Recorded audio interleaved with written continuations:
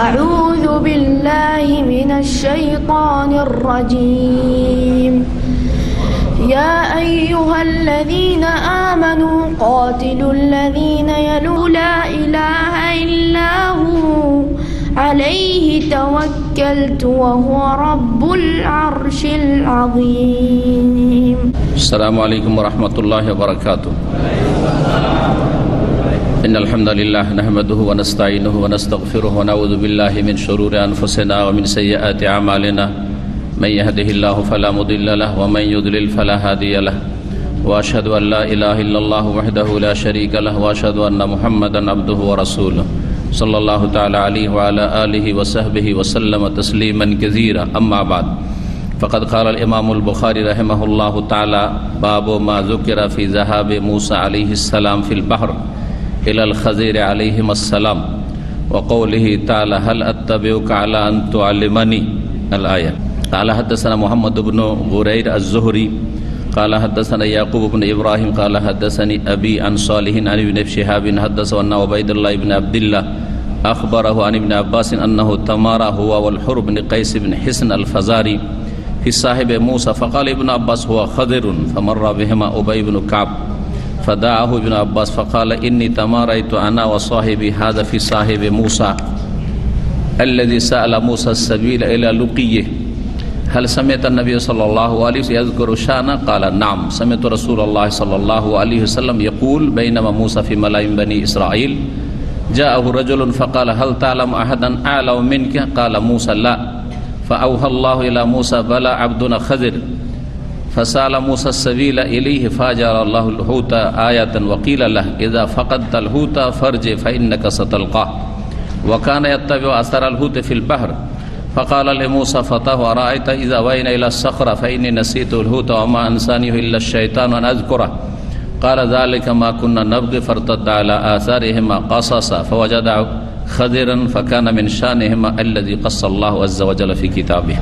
মহান আল্লাহ সমস্ত প্রশংসা যে আল্লাহ রাব্বুল আলামিন তার ইলম থেকে জ্ঞান থেকে যেটি আল্লাহ রাব্বুল আলামিনের একটি গুরুত্বপূর্ণ গুণ সিফাত মানুষকে সামান্যতম দান করেছেন। জি ওমা উতিতু মিনাল ইলমি ইল্লা কালিলা, তোমাদেরকে সামান্যতম জ্ঞান দান করা হয়েছে। সালাত এবং সালাম নাযিল করেন মুহাম্মদুর রাসূলুল্লাহ সাল্লাল্লাহু আলাইহি ওয়াসাল্লামের উপর, যার মাধ্যমে সঠিক জ্ঞান মানব জাতি জানতে পেরেছে। আমাদের ধারাবাহিক আলোচনা সহিহুল বুখারীর কিতাবুল ইলম থেকে চলে আসছে কয়েক সপ্তাহ থেকে। আজকে পর্ব নম্বর 5, তারিখ 4 রজব 1441 হিজরি মোতাবেক 28 ফেব্রুয়ারি 2020। অধ্যায় নম্বর হচ্ছে 16, যাতে মুসা এবং খাজির আলাইহিস সালামের ঘটনা বর্ণনা করা হয়েছে এবং সেখান থেকে বেশ কিছু শিক্ষণীয় বিষয় রয়েছে যা জানার।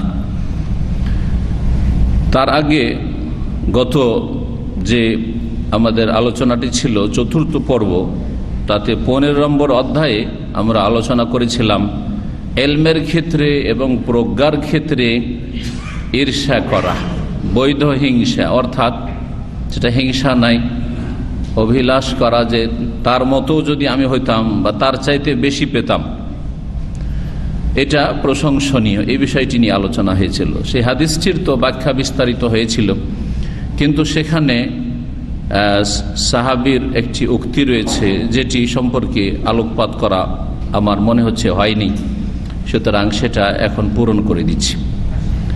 সেটা হচ্ছে ওয়াকালা উমর রাদিয়াল্লাহু আনহু। ইমাম বুখারী রাহিমাহুল্লাহ অধ্যায়ের পরেই বলছেন বাবুল ইকতিবাতে ফিল ইলমি ওয়াল হিকমাহ, ইলম এবং হিকমতের ক্ষেত্রে অভিলাষ করা বা প্রশংসনীয় যেটা হিংসা মানে তারটা নষ্ট না হোক কিন্তু আমাকেও আল্লাহ দিক, যে বিষয়টি এর আন্ডারে উমর রাদিয়াল্লাহু তাআলা আমিরুল মুমিনিনের উক্তি উল্লেখ করছেন। তিনি বলেছেন তাফাক্কাহু ক্বাবলা আন তুসাওয়াদু, অন্য রিওয়ায়াতে তাআল্লামু ক্বাবলা আন তুসাওয়াদু, এটা বেশি প্রসিদ্ধ, কিন্তু সহিহ বুখারীতে লেখা রয়েছে তাফাক্কাহু ক্বাবলা আন তুসাওয়াদু, তোমরা জ্ঞান অর্জন করো। আর জ্ঞান অর্জন করো মানে দ্বীনের জ্ঞান অর্জন করো, কারণ প্রশংসিত জ্ঞান হচ্ছে দ্বীনের জ্ঞান। যে ইলম, যে ইহকাল পরকাল সব সময় কাজে আসবে। যেই ইলম মানুষকে জাহান্নাম থেকে, আল্লাহর ক্রোধ থেকে বাঁচাতে পারে, যে ইলম অনুযায়ী আমল করলে মানুষ সম্মানিত হতে পারে, জি আল্লাহর প্রিয় হতে পারে, আল্লাহ যে উদ্দেশ্যে সৃষ্টি করেছেন সেই উদ্দেশ্যের বাস্তবায়ন করতে পারে, সেই ইলম যদি না থাকা দুনিয়ার সব ইলম হাসিল করে কোনো লাভ নেই। বলছেন ওমর রাদিয়াল্লাহু তাআলা আনহু, তাফাক্কাহু, তোমরা জ্ঞান অর্জন করো, কাবলা আন তুসাওয়াদু, তোমাদেরকে নেতা বানাবার আগে বা তোমাদের নেতৃত্ব লাভের পূর্বে, নেতা হওয়ার আগেই তোমরা কি করো, জ্ঞান অর্জন করো। তো সাওয়াদু, সাওয়াদা ইউসাওয়াদু মানে হচ্ছে কাউকে নেতা বানিয়ে দেওয়া। নেতা সিয়াদাতুন থেকে, এখান থেকে সৈয়দ বলা হয়, আজকাল সৈয়দ বলা হয়, স্যার, যেটা ইংলিশে স্যার, হ্যাঁ মহাশয়, বাংলায় সেটা হচ্ছে সৈয়দ।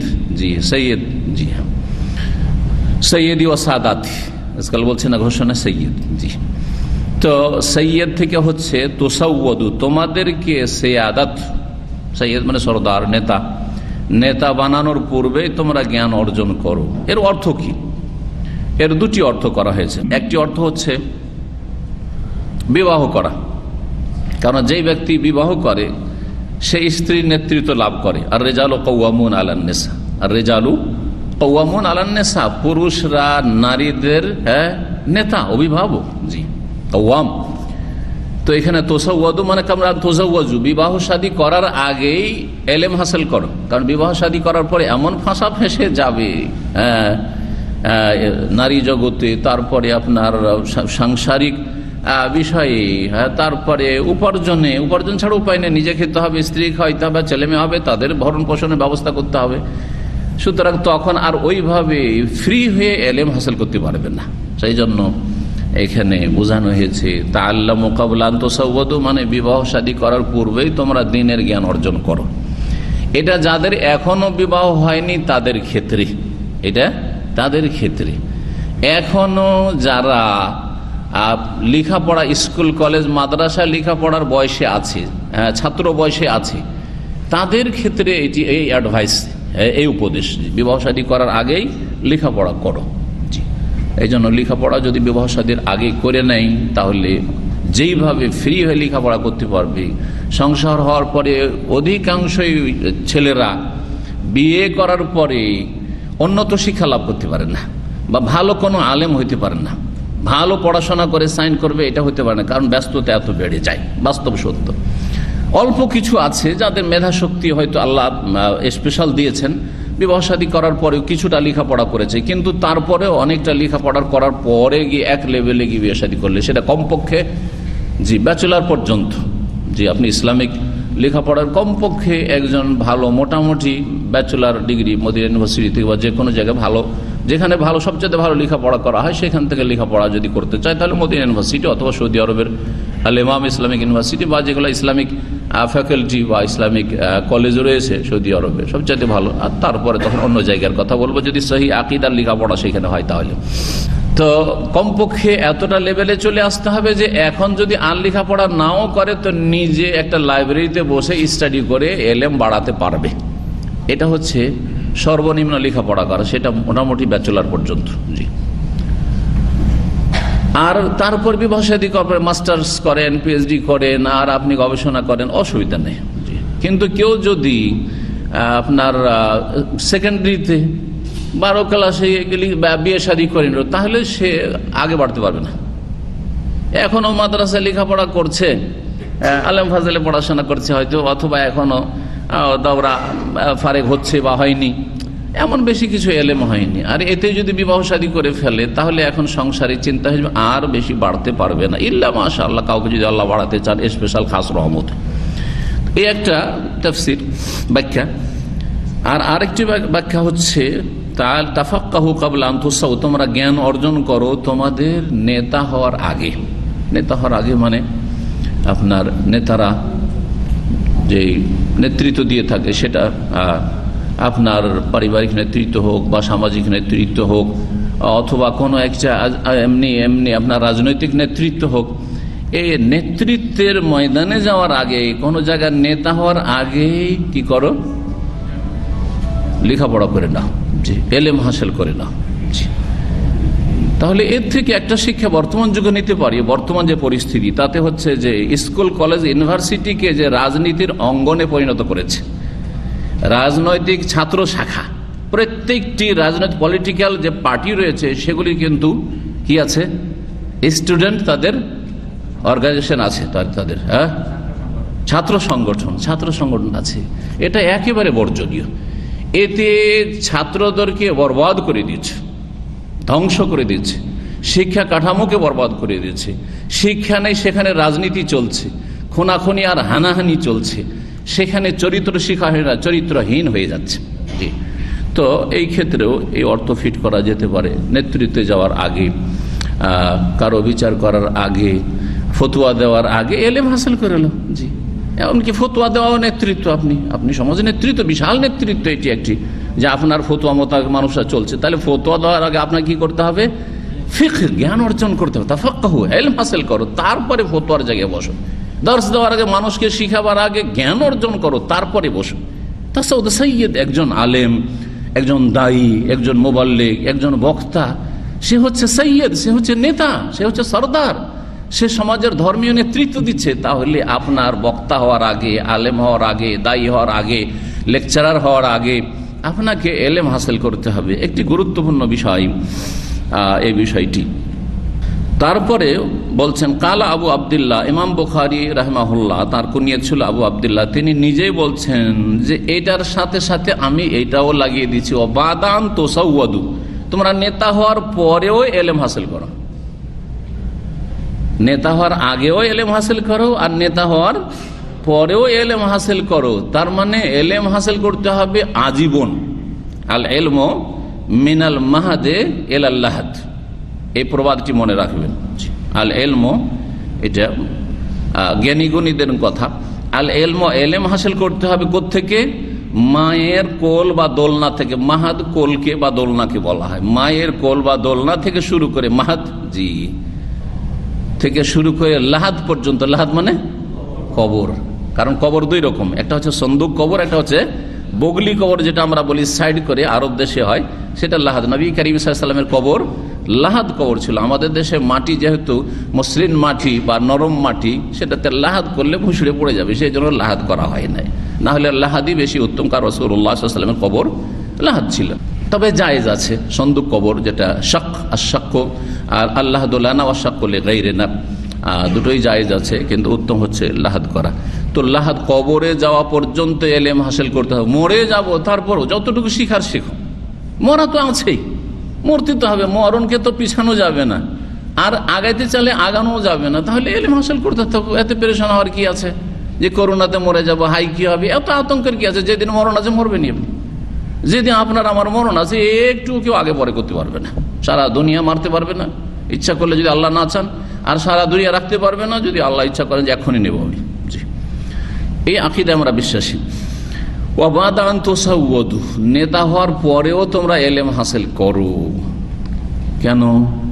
এই জন্য যে ওয়াকাত তাআল্লামা আসহাবুন নবী সাল্লাল্লাহু আলাইহি ফি কিবারি সিন্নিহিম, কারণ নবী সাল্লাল্লাহু আলাইহি ওয়াসাল্লামের সাহাবায়ে কেরামগণ, তারা তাদের বয়স বৃদ্ধি হওয়ার পরেও, তারা বৃদ্ধ হয়ে যাওয়ার পরেও এলেম হাসিল করেছেন। অনেকে ইসলাম গ্রহণ করেছেন 60 বছর, 70 বছর, 80 বছর, 90 বছর বয়সে। আবু বকর সিদ্দিক রাদিয়াল্লাহু তাআলার পিতা আবু কুহাফা ইসলাম গ্রহণ করেছেন, একেবারে বৃদ্ধ হয়ে গেছেন, তারপরও দিন শিখেছেন, এলেম শিখেছেন, আমল করেছেন। বহু সাহাবায়ে কেরাম এরকম করেছেন।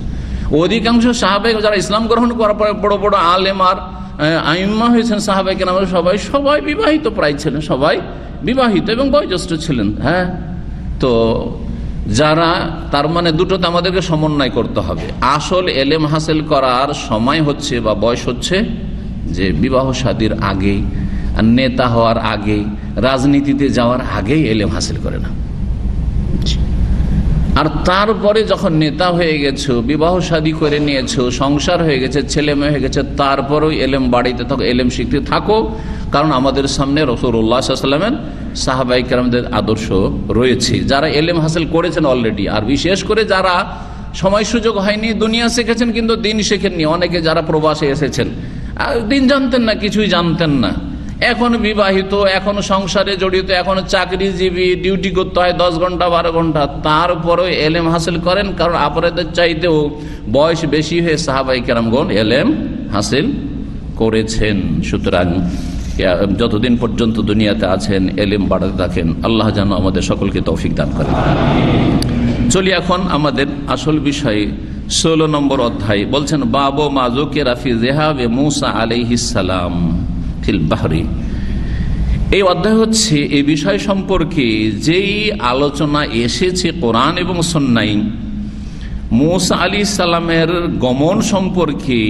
হ্যাঁ, সাগর পথে এলাল খাজেরে, খাজের আলাইহিস সালামের কাছে, খাজেরের উদ্দেশ্যে যে মুসা আলাইহিস সালামের সফর হয়েছিল, এই আলোচনা যে কোরআনে কারিমে এসেছে আর রাসূলুল্লাহ সাল্লাল্লাহু আলাইহি ওয়াসাল্লামের হাদিসে এসেছে, এই আলোচনা সম্পর্কে এই অধ্যায়টি।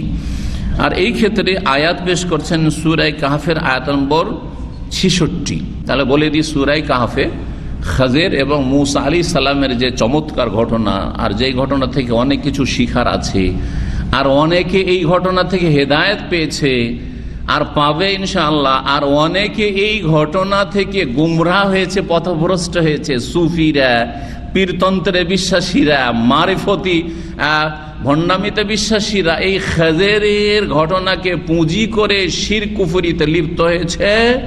যে একটা স্তর আছে যেখানে গিয়ে আর ধর্মকর্ম পালন করা লাগে না, ফানাফিল্লাহ হয়ে গেলে। যেমন খেজের আলাইহিস সালাম, খেজের আলাইহিস সালাম খুন করলেন, কই তো অপরাধ হইল না। সুতরাং পীর বাবা যদি আপনার বিবিকে যদি নিয়ে যদি ঘরে ঢুকে বলে যাও তুমি যাও তোমার বিবিকে রাখো, তো অপরাধ করলো না, কিচ্ছু বলবেন না, খবরদার। আপনি মাইয়েতের মতো পীরের সামনে, কথা বোঝা গেছে না? পীর যদি সালাত নাও পড়ে অসুবিধা নেই, কারণ তার সালাত মাফ হয়ে গেছে, ফানাফিল্লাহ হয়ে গেছে। এই আকীদা, পীরতন্ত্রের আকীদা ভালো করে শুনে রাখেন। পীরতন্ত্রের তরিকার আকীদাই হচ্ছে এই কুফরি আকীদা। এই আকীদা কোত্থেকে নিয়েছে? কোরআনের এই ঘটনাকে ভুল বুঝে অপব্যাখ্যা করে মানুষকে গোমরা করে নিজেরা গোমরা হয়েছে। জি, ইউদিল্লু বিহি কাসীরা ওয়া ইয়াহদি বিহি কাসীরা। কোরআন সম্পর্কে আল্লাহ বলেছেন, কোরআন দিয়ে বহু জাতিকে আল্লাহ হেদায়েত করেছেন, বহু জাতিকে গোমরা করেছেন। বুঝা গেছে? জি হ্যাঁ, কোরআনে শিফা রয়েছে। আল্লাহ বলছেন ওয়া নুনাজ্জিলুল কোরআন ওয়া নুনাজ্জিলু মিনাল কোরআনি মা হুয়া শিফা। কোরআন তো আসল শিফা, শিফা, ঔষধে শিফা রয়েছে, কোরআনে শিফা রয়েছে, রোগের আরোগ্য রয়েছে। কুফরি দূর হবে, শিরক দূর হবে, চরিত্রহীনতা দূর হবে, চরিত্র গঠন হবে, মানুষ মানুষের মতো মানুষ হবে কোরআন দিয়ে। এই জন্য আল্লাহ কোরআন নাযিল করেছেন। ও রাহমাতুল লিল মুমিনিন, আর মুমিনদের জন্য রহমত। কিন্তু ওয়ালা ইয়াজিদুজ জালিমিনা ইল্লা খাসারা, জালেমদের ক্ষতি বৃদ্ধি হয়েছে কোরআন দিয়ে। জালেমদের ক্ষতি আরো বেড়ে গেছে কোরআন দিয়ে। যেমন ওষুধে শেফা আছে, তাই না? ট্যাবলেট বড়িতে শেফা নেই, কিন্তু বিনা কাজে খান তো।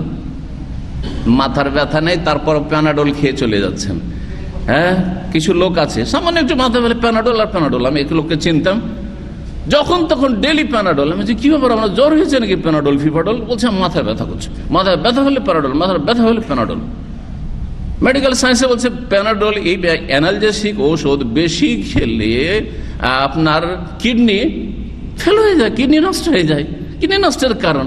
জি, তাহলে বোঝা যাচ্ছে যে বেশ ওষুধ যাতে শেফা আছে, সেটার যদি প্রয়োগ যদি ঠিক না হয়, তাহলে সেটা কি ক্ষতিকে বাড়াবে, ক্ষতিকে বাড়াবে। সেই রকমই কোরআনে কারীমকে যদি ভুল বুঝেন, রাসূলুল্লাহ যেভাবে বুঝিয়ে গেছেন ওইভাবে বুঝলেন না, সাহাবায়ে কেরামরা যেইভাবে বুঝেছেন মানহাজে সালাফকে সামনে রেখে বুঝলেন না, খেয়াল খুশি বুঝলেন, জঙ্গি হয়ে গেলেন।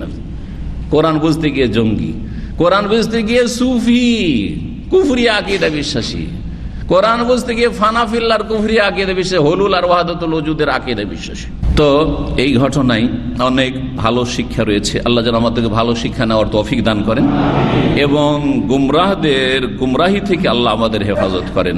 মুসলিম ভাই বোনদেরকে যারা সাদাসিধা মুসলিম জান্নাত পেতে চায়, আল্লাহ যেন তাদেরকে এই গুমরাহ সুফিদের গুমরাহি থেকে বাঁচিয়ে রাখেন।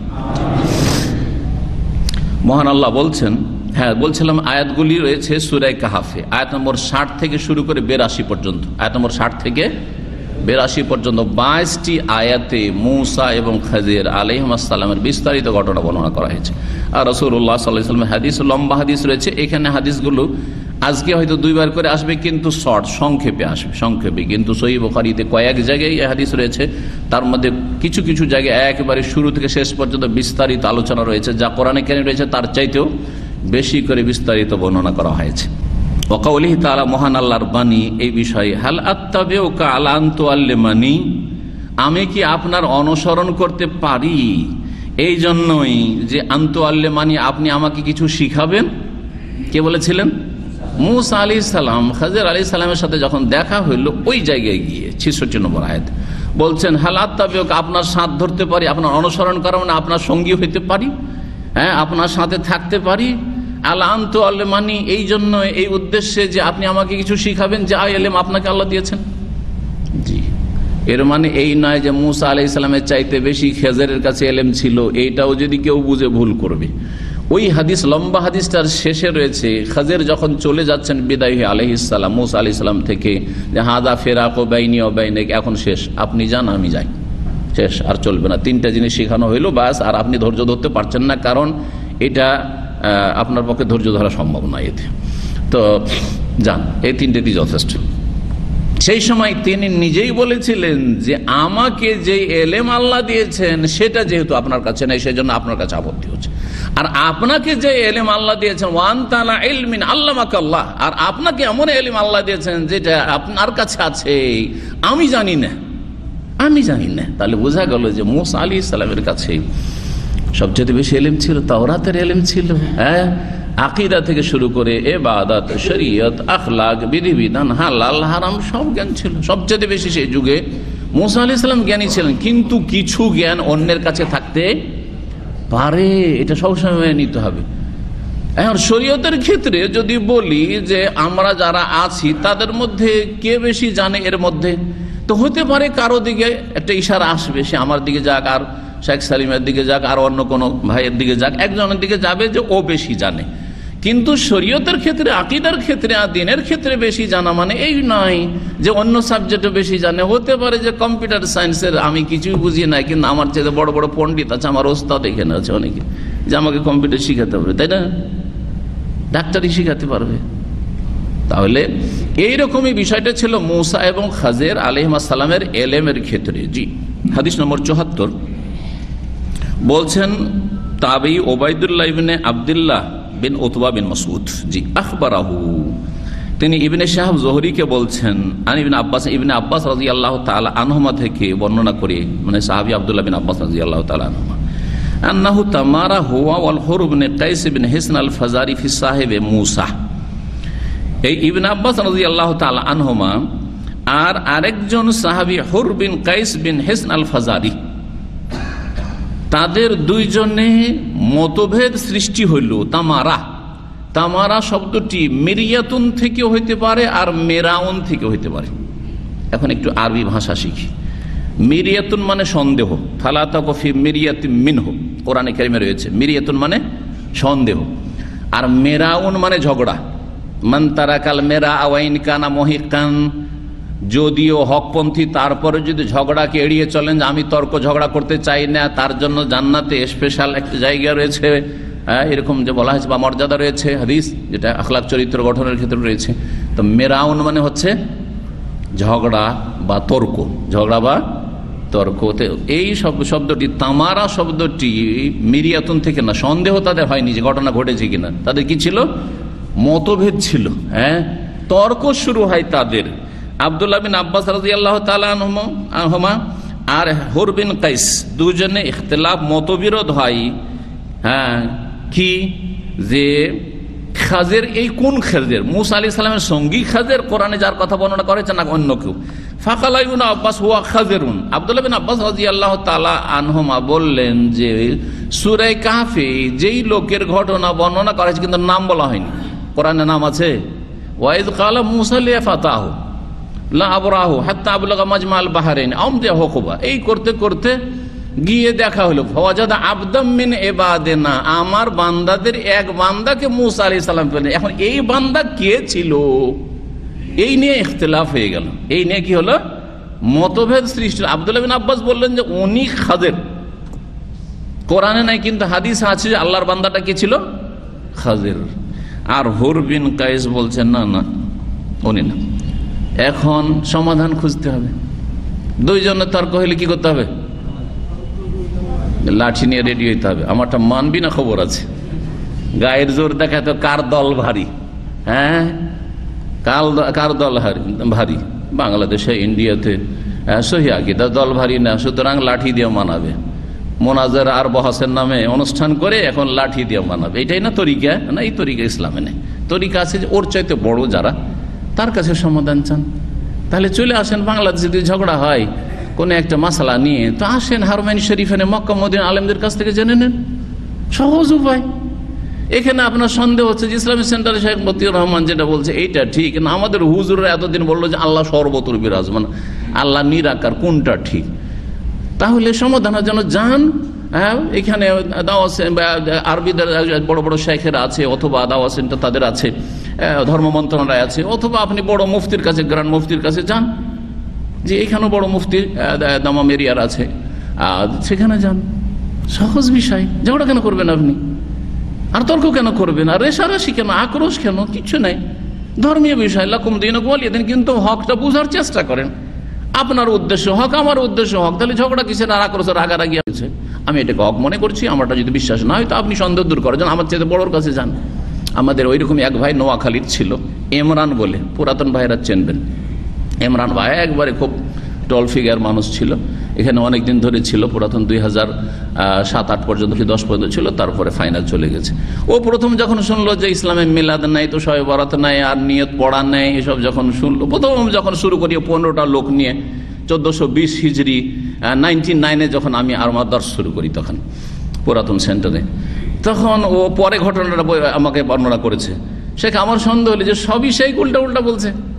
হ্যাঁ, নিয়ত পড়তে হবে না, তারপরে মিলাদ নাই, তো এই নাই, কি করব? তখন ওই যে মার্কাজুদ দাওয়া, যেখানে আরবিদের দাওয়া সেন্টার আর মুফতিরা বসেন, ওইখানে আব্দুল্লাহ ফওয়াদে ছিল অফিস, সেখানে এখন চলে এসছে রায়ান মসজিদের কাছে। জি, তো এখানে গেছে, যাওয়ার পরে ওখানে বড় শেখকে খোঁজ করেছে, যাওয়ার পরে বড় শেখকে জিজ্ঞেস করেছে যে ইসলামে নবী সাল্লাল্লাহু মিলাদ আছে কিনা, তারপরে 15 শাবানে রাত্রি জাগা আছে কিনা, নিয়ত পড়া আছে কিনা, সব শেখে বলেছে যেমন আমি বলেছি। তখন ফিরে এসছে, আর তারপরে নিয়মিত একেবারে পাবন্দির সাথে সে দীর্ঘ সময় ধরে আমাদের এখানকার ছাত্র ছিল, জাযাকাল্লাহ খাইর। তো এটা হচ্ছে সহজ উপায়। গাল দেওয়ার দরকারটা কি? হ্যাঁ, আর কারো পক্ষ নেওয়ার দরকার কি? আপনি হকটা জানার চেষ্টা করেন, সন্দেহ দূর করে নেন। আমারটা আপনাদের উপরে চাপিয়ে দিচ্ছি না, আর আপনারটা কারোর উপরে চাপিয়ে দেওয়ার চেষ্টা করবেন না। আমি যেটাকে ইমান মনে করি, ইসলাম মনে করি, আপনাদের সামনে প্রকাশ করছি। ওয়াকুলিল হাক্কু মির রাব্বিকুম, রবের পক্ষ থেকে আমি এটা মনে করি। ফামান শাআ ফালিউমিন ওয়া মান শাআ ফালিয়াকফুর, ইচ্ছা হলে মানো, না হলে না মানো, মাসসালাম। এটা হচ্ছে তরিকা। তো দুইজনে যখন তর্ক বিতর্ক হইল, উবাই ইবনে কাব রাদিয়াল্লাহু তাআলা আনহু তখন ফামাররা বিহিম, ওই সময় দেখছেন উবাই ইবনে কাব, বিখ্যাত সাহাবী, হাফেজ কোরআন, কারি, আলেম তিনিও ছিলেন, তিনি যাচ্ছেন। ফাদাউ ইবনে আব্বাস, আব্দুল্লাহ বিন আব্বাস ডাকলেন, শুনেন শুনেন শুনেন। ফাকালা, কারণ আব্দুল্লাহ বিন আব্বাস কোরআনের জ্ঞানের ক্ষেত্রে উবাই ইবনে কাবের চাইতেও বেশি এলেম, কিন্তু তারপরেও কোরআনের যেহেতু তিনি জ্ঞান বেশি রাখেন, উবাই ইবনে কাব দেখি ওনার কাছে কি এলেম আছে, রাসূলুল্লাহ সাল্লাল্লাহু আলাইহি ওয়াসাল্লাম থেকে কি জেনেছেন তিনি। ফাকাল ইন্নী তামারাইতু আনা ওয়া সাহিবি হাযা ফি সাহিবে মূসা, আমি আর আমার এই সঙ্গী যে হুর বিন কাইস, মূসা আলাইহিস সালামের সঙ্গী সম্পর্কে, যার সাথে সাক্ষাতের জন্য রাস্তা আল্লাহর কাছে জানতে চেয়েছিলেন মূসা আলাইহিস সালাম, যে কাইফাস সাবিলু ইলাইহি, আল্লাহ কেমন করে তোমার ওই বান্দার কাছে পৌঁছিব, ওই লোকটির নাম কি ছিল, এ সম্পর্কে আমাদের দুইজনে মতবিরোধ সৃষ্টি হয়েছে। হাল সামিআতান নবী সায়াযকুরু শানাহু, আপনি কি নবী সাল্লাল্লাহু আলাইহি ওয়াসাল্লাম থেকে শুনেছেন তার সম্পর্কে কোনো আলাপ আলোচনা করতে, যে তার নামটা কি, তার নাম খাজির, এই খাজির নাকি অন্য কোনো ব্যক্তি ছিল? আলা নাম, উবাই ইবনে কাব বলছেন হ্যাঁ অবশ্যই শুনেছি। সামিআতু রাসূলুল্লাহ সাল্লাল্লাহু আলাইহি ওয়াসাল্লাম ইয়াকুল, আমি রাসূলুল্লাহ সাল্লাল্লাহু আলাইহি ওয়াসাল্লাম বলতে শুনেছি, বাইনামা মূসা ফি মালাইন বনি ইসরাইল, এক সময় মূসা আলাইহিস সালাম বনি ইসরাইলদের এক দলকে নিয়ে বসেছিলেন, দিনের আলোচনা করছিলেন, খুতবা দিচ্ছিলেন। খুতবা মানে বক্তব্য, কিন্তু খুতবা মানে আবার মন্ত্র পাঠ না। কিন্তু আমাদের দেশের হানাফি ভাইরা কি করে, খুতবার মন্ত্র আরবিতে খুতবা পড়ায় বাঙালিতে। বড় বড় নেতারা বসে আছে জুমার খুতবা শুনতে এসে, ঈদের খুতবা শুনতে এসছে, বেচারা কিছুই জানতে পারলো না ইসলামের, না আর কানে ইমান জানলো আর কানে ইসলাম জানলো। কিন্তু যদি ঈদের খুতবায়, জুমার খুতবায়, যেখানে রাষ্ট্রপতি প্রধানমন্ত্রী জুমা পড়ছে অথবা সেখানে হাজির আছে, সেখানে যদি এই বিষয়গুলি আরবিতে, যদি জুমা 52টি জুমা বছরে আর 2টি দিয়ে 54টা বিষয় সম্পর্কে বড় বড় নেতার পয়সাওয়ালাদেরকে জানানো যেতে পারে। কারণ আমাদের দেশে মানুষ কমপক্ষে জুমাটা পড়ে, যতই বড় পয়সা হলো জুমা মসজিদে যায়, কিন্তু ওয়াজ শুনতে যায় না। ওয়াজে স্পেশাল দাওয়াত দিয়েও পাওয়া যায় না অনেক সময়, তাই না? আর ওয়াজে এসে বসবেও না, ও একটু হাজিরা দিয়ে শেষ চলে গেল, কিছু শিখলো না। কিন্তু জুমাতে বসতে বাধ্য, জুমার খুতবা, ঈদের খুতবাতে বসতে বাধ্য। তাহলে এই খুতবাগুলি সেখানকার জনগণের ভাষায় হইতে হবে। এটা হচ্ছে ইসলাম, এটা হচ্ছে যুক্তিসঙ্গত। একজন আলেম তামামের বলছিলেন, ও আল্লাহ, আল্লাহর কসম করে বলছি, আল্লাহ এমন শরীয়ত নাজিল করতেই পারেন না যে জাতি ভাষা বুঝে না তাদেরকে খেতাব খুতবা করা হচ্ছে, মানে অ্যাড্রেস করা হচ্ছে আরবি ভাষায়, আরবি ভাষা বুঝে না, এইরকম শরীয়ত নাজিলই করতে পারেন না আল্লাহ রাব্বুল আলামিন। সুতরাং এইটা বিধান হইতেই পারে না ইসলামের যে আরবিতে খুতবা দিবেন, অথচ সেখানে লোকেরা আরব নয়। জি, কথা বোঝা গেছে না? মেজরিটি যে ভাষাভাষী হবে সেই ভাষায় খুতবা দিতে হবে, যাতে করে খেতাব হয়। খেতাব মানে সম্বোধন করা, খেতাব মানে অ্যাড্রেস করা। সম্বোধন কোথায়? এখন যে আমি যতক্ষণ পর্যন্ত আপনাদের সামনে অনেক কিছু বললাম, শিখলেন, যদি আরবিতে বলতাম, হাদিসটা যেমন পড়লাম, প্রথমে গোটা হাদিসটা পড়লাম, আর তারপরে হাদিসের সারা আলহামদুলিল্লাহ আরবিতে করার মতো মোটামুটি ক্ষমতা আছে, যদি করতে লাগতাম, কি বুঝতেন? কিছু বুঝতেন? কিছু বুঝতেন না। জি, ঘুম চলে আসতো এতক্ষণ, না হলে মাসাল্লাহ আমি কিছু বুঝি না, চলি। আমার বক্তব্যের আগে মাঝে মাঝে বিভিন্ন জায়গায়, বিভিন্ন দেশে বা সৌদি আরব বিভিন্ন জায়গায় গেলে আরবি শাইখেরা 5 মিনিট বলে, বেশি না, 5 মিনিট উপস্থাপনায় কিছু বলে, কিছুই বুঝে না বেচারা। ওই 5 মিনিটে পেরেশান হয়ে যায় মানুষ, 5 মিনিট শুনতে পেরেশান হয়ে যায়, আরে কিছুই বুঝি না, বোঝা গেছে না? কিন্তু আমি 1.5 ঘন্টা আলোচনা করলো, চুপচাপ বসে আছে, আর বুঝছে মানুষ। সুতরাং এই আরবি খুতবা উঠাইতে হবে, আল্লাহ যেন তৌফিক দান করেন। আরবি খুতবা অনারবদের থেকে উঠাইতে হবে, আরব দেশে থাকবে আরবি খুতবা, আরব দেশে থাকবে। জি, কি বলছিলাম? যে মুসা আলাইহিস সালাম আলোচনা করছিলেন। জি, ফাজাআহু রাজুলুন, একজন লোক আসলো, ফাকালা, এসে জিজ্ঞেস করলো, ওকে খুতবা শুনে এত ভালো লেগেছে, এত ভালো লেগেছে যে ও খুব মুগ্ধ হয়েছে। তারপরে বলছেন, হাল তাআলাম আহাদান আলাম মিনকা, হে নবী মুসা আলাইহিস সালাম, আপনার চাইতেও কি বেশি জ্ঞানী দুনিয়াতে কেউ আছে? জিজ্ঞাসা করেছে, প্রশ্ন করে ফেলেন, আপনার চাইতে বড় আলেম জ্ঞানী কি পৃথিবীতে কেউ আছে? কালা মুসা, মুসা আলাইহিস সালাম তখন আসলেই সত্য কথা বললেন, তার জানা মতে পৃথিবীতে আর কেউ নাই, কারণ মুসা আলাইহিস সালামের যুগে আর কোন নবী রসুল ছিল না। সুতরাং মুসা আলাইহিস যখন আল্লাহর রসুল, তার উপর তাওরাত নাযিল হয়েছে, তাহলে মুসার চাইতে বেশি জান্নাওয়ালা আর কি আছে? কথা তো সত্য ছিল, এমন নয় যে কথা অবাস্তব। কিন্তু মুসা আলাইহিস সালামের জ্ঞান যতটা, যে আমি যতটা মানুষকে চিনি তার মধ্যে আমার চাইতে বেশি জাননেওয়ালা কেউ নেই। কিন্তু আল্লাহ তার চেয়ে বেশি জানছেন যে এমন এক বান্দা আছে যার খবর মুসা আলাইহিস সালামের কাছে নেই, তার কাছে আরো কিছু জ্ঞান আছে যে জ্ঞান মুসা আলাইহিস সালামের কাছে নেই।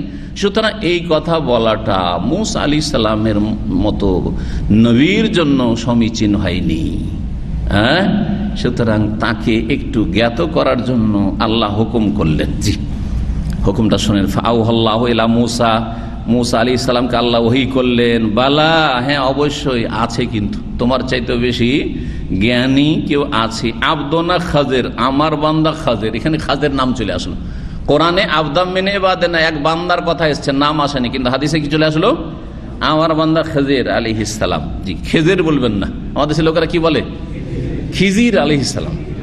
নামকে এমন ভাবে বিকৃত করে, খিজির আলাইহিস সালাম বা খিজির না, খাজের কি বলবেন? খাজের। যেমন আমাদের দেশে অনেক নামকে এরকমই বিকৃত করে। জি, রমিসা, রমিসা না রমাইসা। জি জি, অনেক নাম এরকম আছে। বললেন যে আমার বান্দা খাজের আছে। ফাসালা মুসা সাবিলে, মুসা আলাইহিস সালামের তখন কি হলো? কৌতূহল হলো, যারে আমার চেয়ে বেশি জ্ঞানী আছে, তাহলে কেমন করে তার কাছে পৌঁছবো, দেখি তার সাথে দেখা করব এবং তার কাছ থেকে কিছু শিখবো। তাহলে বোঝা গেল যে যদি আপনি জানতে পারেন যে কোনো ভালো আলেম কেউ আছে, তার কাছ থেকে কিছু শিখা যেতে পারে, তাহলে তার সাথে দেখা করার জন্য আগ্রহী হওয়া এবং তার কাছ থেকে কিছু এলেম হাসিল করার জন্য আপনার মনে কৌতূহল হওয়া, আগ্রহ জাগা, এটা ভালো জিনিস, ভালো জিনিস মুসা আলাইহিস সালামের হয়েছে। জি, এটাই ভালো মানুষের পরিচয়। মুসা আলাইহিস সালাম অহংকার করলেন না, যেমন আজকালকার আলেমদের মধ্যে অধিকাংশের মধ্যে এই অবস্থা রয়েছে। ইল্লা মান রাহিমাল্লাহ, যদি দেখে যে ও তো আমার থেকে বেড়ে যাচ্ছে রে, অ্যালার্জি শুরু হয়ে গেছে, গায়ে চুলকানি শুরু হয়ে গেছে, তখন কি করে তাকে বদনাম করবে, কি করে তাকে ঠেকাবে, আর কি করে তাকে কোণঠাসা করা যায়, এই বড় পাইতারে লেগেছে, ওতেই সারা জীবনটা শেষ, সুতরাং বরকত শেষ তার জীবনে। যারা হিংসা করে, শত্রুতা করে, এই করতে গিয়ে তাদের জিন্দেগির বরকতই শেষ। অথচ আলেম তারা, তাদের কাছে যথেষ্ট এলেম ছিল, তারা যদি বিতরণ করতো আপন আপন জায়গা থেকে অনেক কাজ করতে পারত, কিন্তু ওই অন্যের পিছনে পড়াতে বরবাদ হয়ে গেছে। খবরদার অন্যের পিছনে পড়তে যাবেন না। আপনি নিজের মেশিনকে তেল দেন। হ্যাঁ, ইংলিশেও প্রবাদ আছে, আর বাংলাতেও প্রবাদ আছে, আর আরবিতেও আছে, বোঝা গেছে না? জি, নিজের চরকায় তেল দেন বা নিজের মেশিনকে তেল দেন। আল্লাহু আকবার, আল্লাহ যেন তৌফিক দান করেন। বললেন যে আল্লাহ কেমন করে, একটা রাস্তা বলে দেন কেমন করে পৌঁছে। ফাজান আল্লাহুল লাহুল হুতা আয়াতান, আল্লাহ তখন তার জন্য একটি বড় মাছকে নিদর্শন হিসাবে বানিয়ে দিলেন, যে একটি মাছ নাও, অন্য হাদিসে লম্বা রয়েছে, আর মাছটাকে তুমি ভেজে নাও বা ভুনা করে নাও, ভুনা করে নিয়ে, জি, আর তারপর সেটা নিয়ে চলে যাও, সাথে করে নিয়ে যাও, যেখানে দেখবে যে মাছ জীবিত হয়ে সাগরে লাফ দিয়ে পালিয়ে গেছে, আর সাগরের কিনারা কিনারা রাস্তা ধরতে হবে তোমাকে, সাগরের কিনারা কিনারাই তোমাকে রাস্তা ধরতে হবে। কোনো এক জায়গায় সাগরের কিনারায় মাজমাউল বাহরাইন, দুই সাগরের মিলন স্থানে গিয়ে তুমি পাবে, সেখানে তুমি পাবে। যেখানে দেখবে যে মাছ হারিয়ে গেছে, তার মানে তুমি তোমার গন্তব্য স্থানে পৌঁছে গেছে। খুব সুন্দর ঘটনা রয়েছে, সংক্ষেপে আছে, সেজন্য সব কথা বলবো না, ইনশাআল্লাহ তাআলা এক সময় বিস্তারিত হয়তো আসবে এই হাদিসটি। এই হাদিসটি অনেক জায়গায় রয়েছে, 1, 2, 3, 4, 5, 6, 7, 8, 9, 10, 11, 12, বুখারীতে 12 জায়গায় হাদিসটি আছে, 12 জায়গায় হাদিসটি আছে। আমার কাছে হাদিস নম্বর আছে, সময় স্বল্পতার জন্য সবগুলি হাদিস নম্বর বললাম না। এইটা হচ্ছে প্রথম, কত নম্বর হাদিস? 74 নম্বর হাদিস, আর তারপরে 78 আসছে, 122, এভাবে আসছে আরো। বলছেন ওয়াকিল আল্লাহ, বলা হলো মুসা আলাইহিস সালাম, ইযা ফাকাতাল হুতা, যখন মাছটি তুমি হারিয়ে ফেলবে, ফারজে, তখন ফিরে যাও, ফাইন্নাকা সাতালকাউ, সেখানে তুমি সাক্ষাৎ করতে পারবে। ওয়া কানা ইয়াত্তাবিউ আসারাল হুতি ফিল বাহরে, তখন এইভাবে যাচ্ছিলেন, আর যেতে যেতে তারপরে কোনো এক সময় মাছটা জীবিত হয়ে লাফ দিয়ে সাগরে পালিয়ে গেছে, যে পাত্র ছিল সেই পাত্র থেকে। মুসা আলাইহিস সালামের সাথে তার সঙ্গী ছিলেন, তার সঙ্গী খাদেম ছিলেন, তার নাম ছিল ইউশা বিন নুন। ইউশা বিন নুন, নাম ইউশা, পিতার নাম নুন।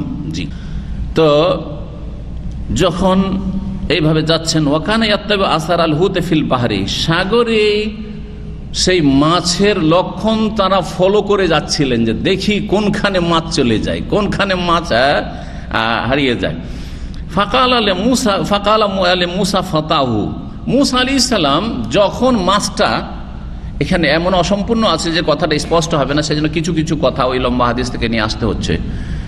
যেখানে গিয়ে মুসা আলাইহিস সালামের খাদেমের কাছ থেকে মাছটা জীবিত হয়ে লাফ দিয়ে পালিয়ে গেছে, সেখান থেকে যখন ওখানে বিশ্রাম করেছিলেন, তারপরে যখন ওখান থেকে প্রস্থান করলেন, তখন ক্লান্তি বেড়ে গেল। লম্বা সফর করে চলে আসছেন, মুসা আলাইহিস সালাম মোটেই ক্লান্ত হননি, কিন্তু যেখানে মাছটা পালিয়ে গেছে ওখানেই যেহেতু খাজির আলাইহিস সালাম আছেন, খেয়াল করলে পেতেন, ওখান থেকে যেমনই আগে বেড়ে সফর শুরু করেছেন, তেমন একবারে চরম ক্লান্ত হয়ে গেছে, খিদে লেগেছে, প্রচন্ড খিদে লেগেছে।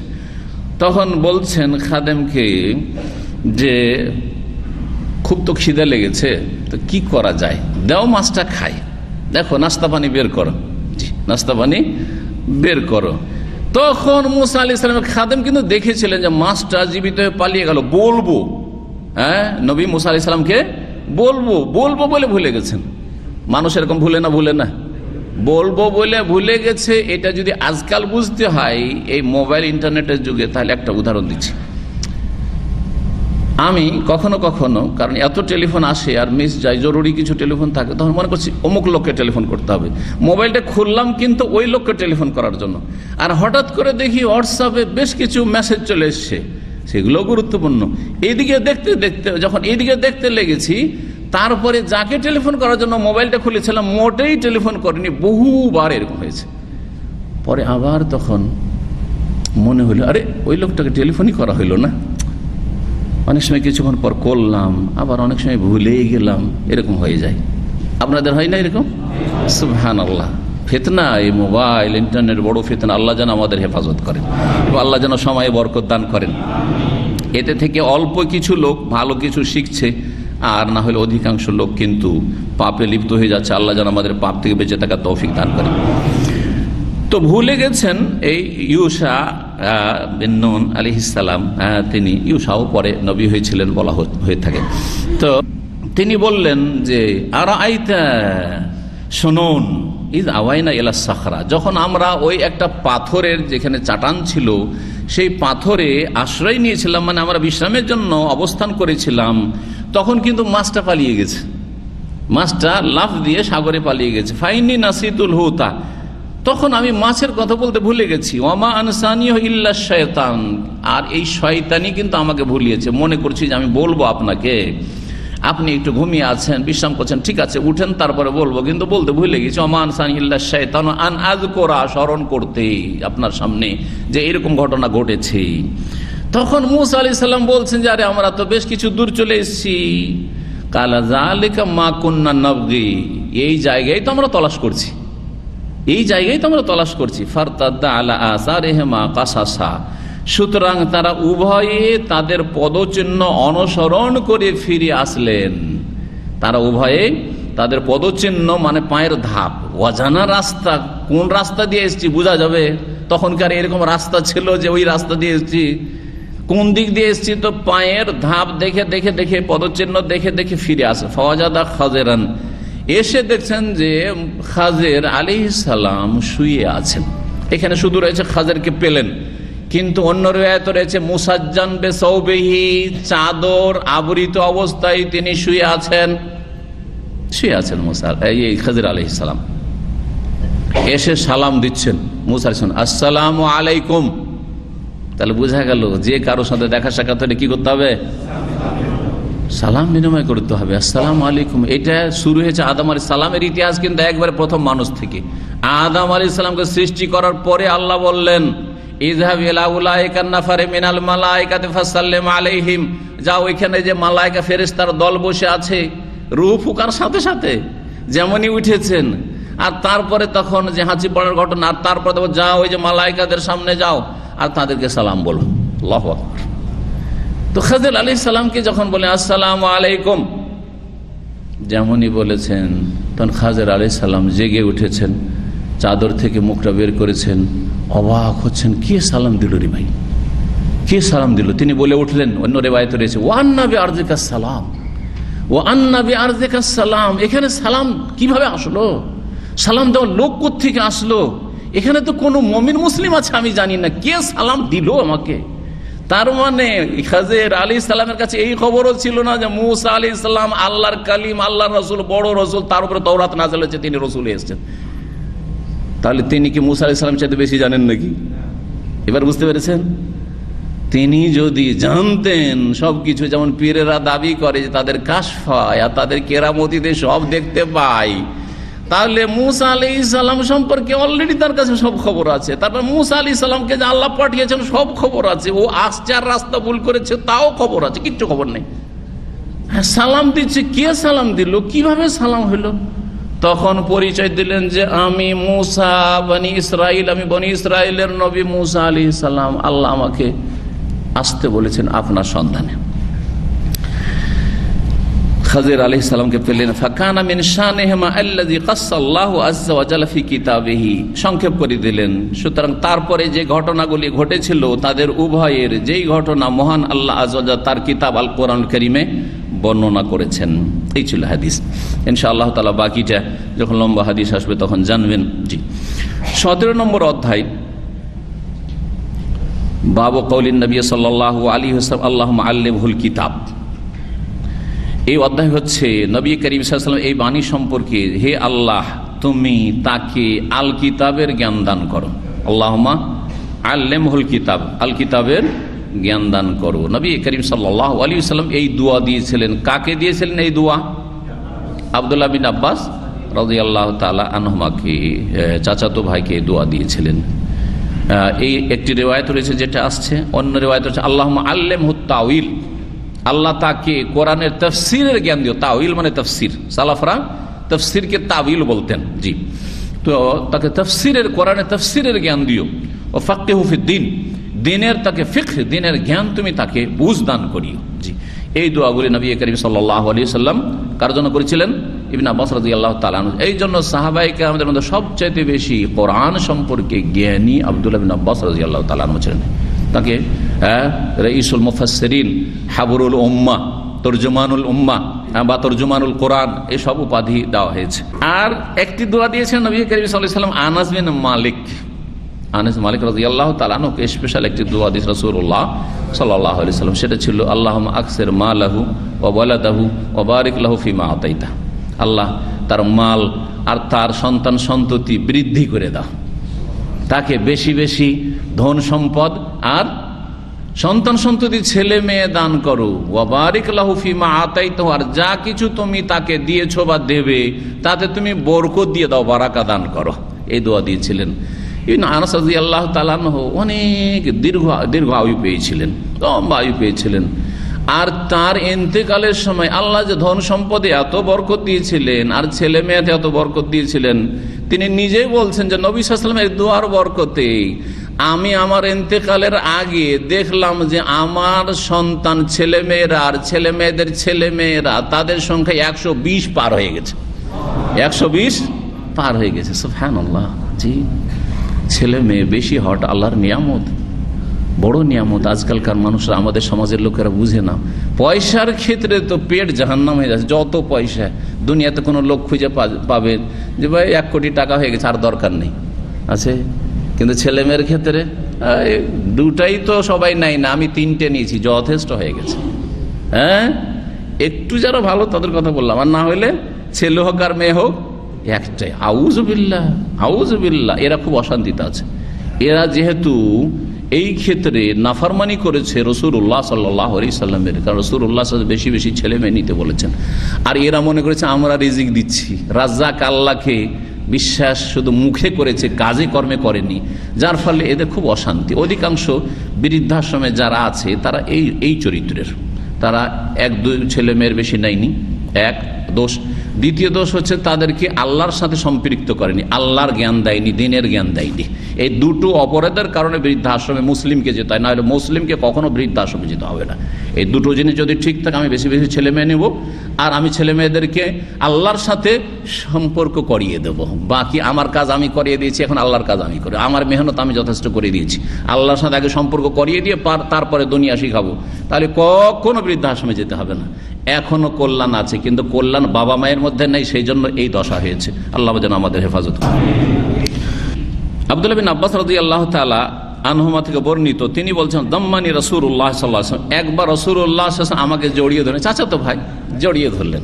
তাহলে বোঝা গেল যে বড় মানুষও কাউকে যদি কোলাকুলি করে জড়িয়ে ধরে শরীয়ত সম্মত, কোনো অসুবিধা নেই। জি, রাসূলুল্লাহ আমাকে একবার জড়িয়ে ধরলেন, ওয়াকাল, আর বললেন আল্লাহুম্মা আল্লিমহুল কিতাব, আল্লাহ তাকে আল কিতাবের জ্ঞান দান করো, মানে কোরআনের জ্ঞান দান করো, কোরআনের তাফসীরের জ্ঞান দান করো, কোরআন থেকে মাসলা মাসাইল ইস্তেমবাতের জ্ঞান দান করো, কোরআনের ফিকহুল কোরআনের জ্ঞান দান করো।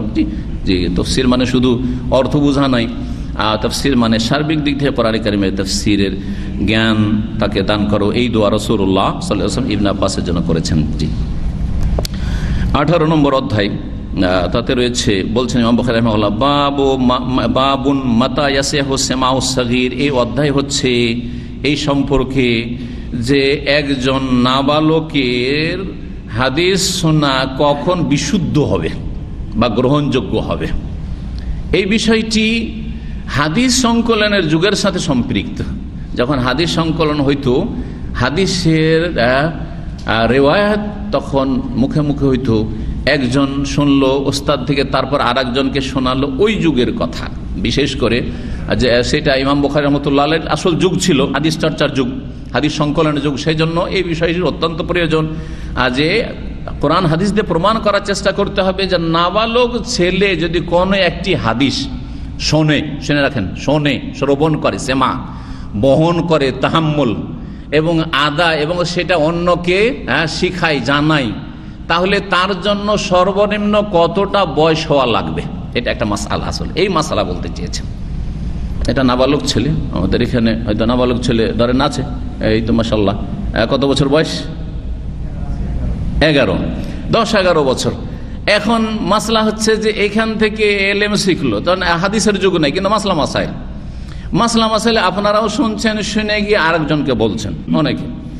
এখন এই সর্বনিম্ন বয়স কতটা যে এই ছেলেটা আমার কাছ থেকে কোনো একটা মাসলা শুনে ভালো করে সেটা এখানে সংরক্ষণ করে নিয়ে আরেকজনকে বলতে পারবে কিনা, হ্যাঁ, ওর আম্মুকে গিয়ে বলতে পারবে কিনা, ওর ছোট আত্মীয় স্বজনকে বলতে পারবে কিনা, এর জন্য সর্বনিম্ন বয়স কতটা হওয়া উচিত, এই কথা বলতে চাচ্ছেন। তাহলে এই মাসালা যদিও হাদিসের রেওয়ায়াতের ক্ষেত্রে সেমা, তাহাম্মুল, আদার ক্ষেত্রে এগুলো হচ্ছে মুস্তালাহুল হাদিস বা উসুল হাদিসের পরিভাষা, কিন্তু এটা আমরা মাসালা মাসাইলের ক্ষেত্রে বলতে পারি।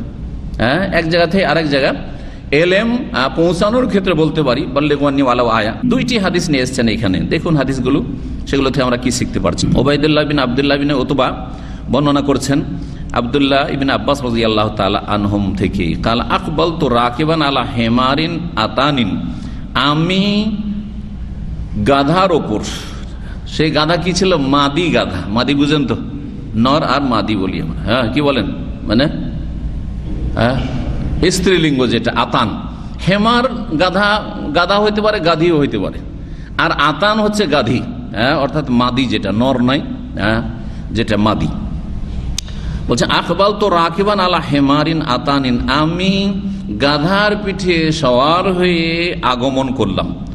ওয়া আনা ইয়াউমাইযিন কাদ নাহাজতুল ইহতিলাম, আর সেই সময় আমি সাবালক হওয়ার উপক্রম হয়েছিলাম, সাবালক হওয়ার কাছাকাছি পৌঁছে গেছে। নাহাজতু মানে কারাবতু, আমি সাবালক হওয়ার কাছাকাছি, মানে এখনো সাবালক হয়নি। তাহলে একটা ছেলে সন্তান কখন সাবালক হয়? সাধারণত 14-15-তে, যদি অন্য অন্য লক্ষণগুলি পাওয়া যায় 12, 13, 14, তাহলে আগে হয়ে যেতে পারে। আর যদি না হয়, কোন পাওয়া যাচ্ছে না, তখন বলবো যে সর্বশেষ 15 বছর বয়স হলেই সাবালক। ছেলেদের ক্ষেত্রে মনে না, 15 বছর বয়স হলেই সাবালক। জি হ্যাঁ, তার আগে বেশ কিছু লক্ষণ আছে। একটা ছেলের 12 বছরে স্বপ্নদোষ হয়েছে, হইতে পারে না? হতে পারে, গরম দেশে হইতে পারে, ঠান্ডা দেশে হবে না হয়তো, কিন্তু গরম দেশে হইতে পারে, বিশেষজ্ঞরা বলছেন। একটা ছেলে যদি 12 বছর যদি স্বপ্নদোষ হয়ে যায়, তাহলে সে সাবালক হয়ে গেছে। একটা ছেলে এত তাড়াতাড়ি বেড়েছে যে 12 বছরে দেখা যাচ্ছে তার গোঁফ মোচ গজিয়ে যাচ্ছে, কালো কালো হয়ে গেছে, হ্যাঁ তাহলে সাবালক হয়ে গেছে সে। জি হ্যাঁ, একটা ছেলে সে নিজে জানছে যে তার 12 বছরে নাভির নিচে পশম বেরিয়ে এসছে, তাহলে সে সাবালক হয়েছে 12-13 বছর বয়সে, যেই বয়সে হোক না কেন। এই লক্ষণগুলি যদি কোনোটাই পাওয়া যায় না, স্বপ্নদোষ হয়নি, আর এমন কিছু লক্ষণ এগুলো যেগুলো বললাম সেগুলো পাওয়া যায় না, তাহলে সর্বশেষ 15 বছর বয়স হলেই ছেলেরা সাবালক হয়ে যায়। মেয়েদের ক্ষেত্রে মাসিক ঋতুটা আগেই যেহেতু চলে আসে, অন্যান্য লক্ষণের আগেই, এই জন্য মাসিক ঋতু আসলেই সাধারণত সাবালিকা, কিন্তু তার আগে আরও যদি লক্ষণ পাওয়া যায় তাহলে সেটাও সাবালিকা হওয়ার লক্ষণ হতে পারে। কি বলছিলাম, যে সে সাবালক হওয়ার কাছাকাছি হয়ে গেছিল, এই কথা বলছেন। ওয়া রাসূলুল্লাহ সাল্লাল্লাহু আলাইহি ওয়াসাল্লাম ইউসাল্লি বিমিনা ইলা গায়রি জিদানি, সেই সময় রাসূলুল্লাহ সাল্লাল্লাহু আলাইহি ওয়াসাল্লাম সালাত আদায় করেছিলেন মেনার ময়দানে বিনা দেয়ালে, মানে বিনা সুতরায়। এলাকার জেদার মানে সেখানে কোনো দেয়ালও ছিল না, আর কোনো সূত্রা, যে ইমামের সামনে সূত্রা থাকে আর থাকে, সেটাও কিছু ছিল না, একেবারে এরকম। তাহলে বোঝা গেল যে মাঝে মধ্যে কেউ যদি বিনা সূত্রায় সালাত আদায় করে নেয়, যেমন আর মসজিদের সুন্নাত যে ভাইরা আদায় করছেন কিন্তু বিনা সূত্রে আদায় করছেন, নাজায়েজ নয় কিন্তু উত্তম নয়, এই কথা শিখানোর জন্য রাসূলুল্লাহ কখনো বিনা সূত্রায় সালাত আদায় করেছেন। বিশেষ করে ধরেন মাঠে, আপনি মাঠে মরুভূমিতে খোলা মাঠে সালাত আদায় করছেন, আপনি সেই সময় সামনে দেখছেন কোনো লোকজন নাই, আমার 4 রাকাত কি 10-20 রাকাত নামাজ হইলে কোনো লোক এখানে পৌঁছিবে না, তাহলে সেখানে সূত্রা না লাগিয়ে যদি নামাজ পড়েন অসুবিধা না। ওই রকমই ছিল মেনার মাঠের ঘটনাটি। জি, কিন্তু যেখানে লোকজনের সমাগম রয়েছে, যে কোনো সময় সামনে লোক চলে আসতে পারে, সেখানে সূত্রা করেই সালাত আদায় করা উচিত। সূত্রা করা সুন্নাতে মুআক্কাদা, কমপক্ষে সূত্রা করা কমপক্ষে সুন্নাত। এবং সূত্রার কাছাকাছি যে অনেকে মসজিদে সালাত আদায় করেন, জায়গা আছে যে একটা পিলারের কাছে বা সূত্রার কাছে গিয়ে সুন্নাতগুলি পড়তে পারবে, তারপরেও একবারে মসজিদের খোলা ময়দানে শুরু করে দিল, সামনে একবারে ফাঁকা ফিল্ড, আর লোকজনকে অনেকে মাসলা যায় না, মনে করে যে কোনো একটা লোক নামাজ পড়লে গোটা এইটা দখল করে ফেললো। ধরেন এই জায়গায় নামাজ শুরু করেছে আর এতটা মসজিদের সামনে ফাঁকা, আর এই গোটাটাই দখল করে ফেলেছে, সামনে দিয়ে যাবো কি করে, অনেকে মাসলা যায় না সেই জন্য। অথচ তার অধিকার হচ্ছে তার সেজদার জায়গাটুকু আর প্লাস একটা ছাগল অতিক্রম করা সমান 1 বিঘত জায়গা ছাড়া যেতে পারে, তার সেজদার জায়গার পরে 1 বিঘত জায়গা। আর এইভাবে কিন্তু এখানে কাতারের যে দাগটা দেওয়া হয়েছে অতটা অধিকার, তার বেশি অধিকার তার নেই। সেখানে সূত্রা লাগানো উচিত, সূত্রা কাছে লাগা, ওয়ালিয়াদুন মিনহু, সূত্রার কাছে, ওয়ালিয়াদুন মিনহা, সূত্রার কাছাকাছি দাঁড়িয়ে সালাত আদায় করে, এই কথা রাসূলুল্লাহ সাল্লাল্লাহু আলাইহি ওয়াসাল্লাম বলেছেন। রাসূলুল্লাহ সাল্লাল্লাহু আলাইহি ওয়াসাল্লাম বিনা সুতরায় সালাত আদায় করেছিলেন। জি, ফামারারতু বাইনা ইয়াদি বাদিস সাফি, আমি কোন এক কাতারের মাঝখান দিয়ে অতিক্রম করলাম, গাধার পিঠে চড়ে, গাধা নিয়ে 2 কাতারের মাঝখান দিয়ে, রাসূলের সামনে দিয়ে নয়, কাতারের মাঝখান দিয়ে কি করলেন, এপার থেকে ওপার চলে গেলেন। জি হ্যাঁ, কাতারের মাঝখান দিয়ে যদি কেউ চলে যায় আর ইমামের সূত্রা থাকে বা ইমাম আছে, তাহলে দোষ নেই, কারণ হাদিস রয়েছে সুতরাতুল ইমাম, এই মর্মে রয়েছে সুতরাতুল ইমান খালফা, অধ্যায় কায়েম করা হয়েছে যে ইমামের সূত্রাই হচ্ছে মুক্তাদিদের জন্য সূত্রা। অনেকেই ধরেন এই দরজা দিয়ে ঢুকেছেন বা ওই দরজা দিয়ে ঢুকেছেন, এখন এমন ভাবে নামাজ শুরু হয়েছে যে মসজিদ ফুল হয়ে গেছে।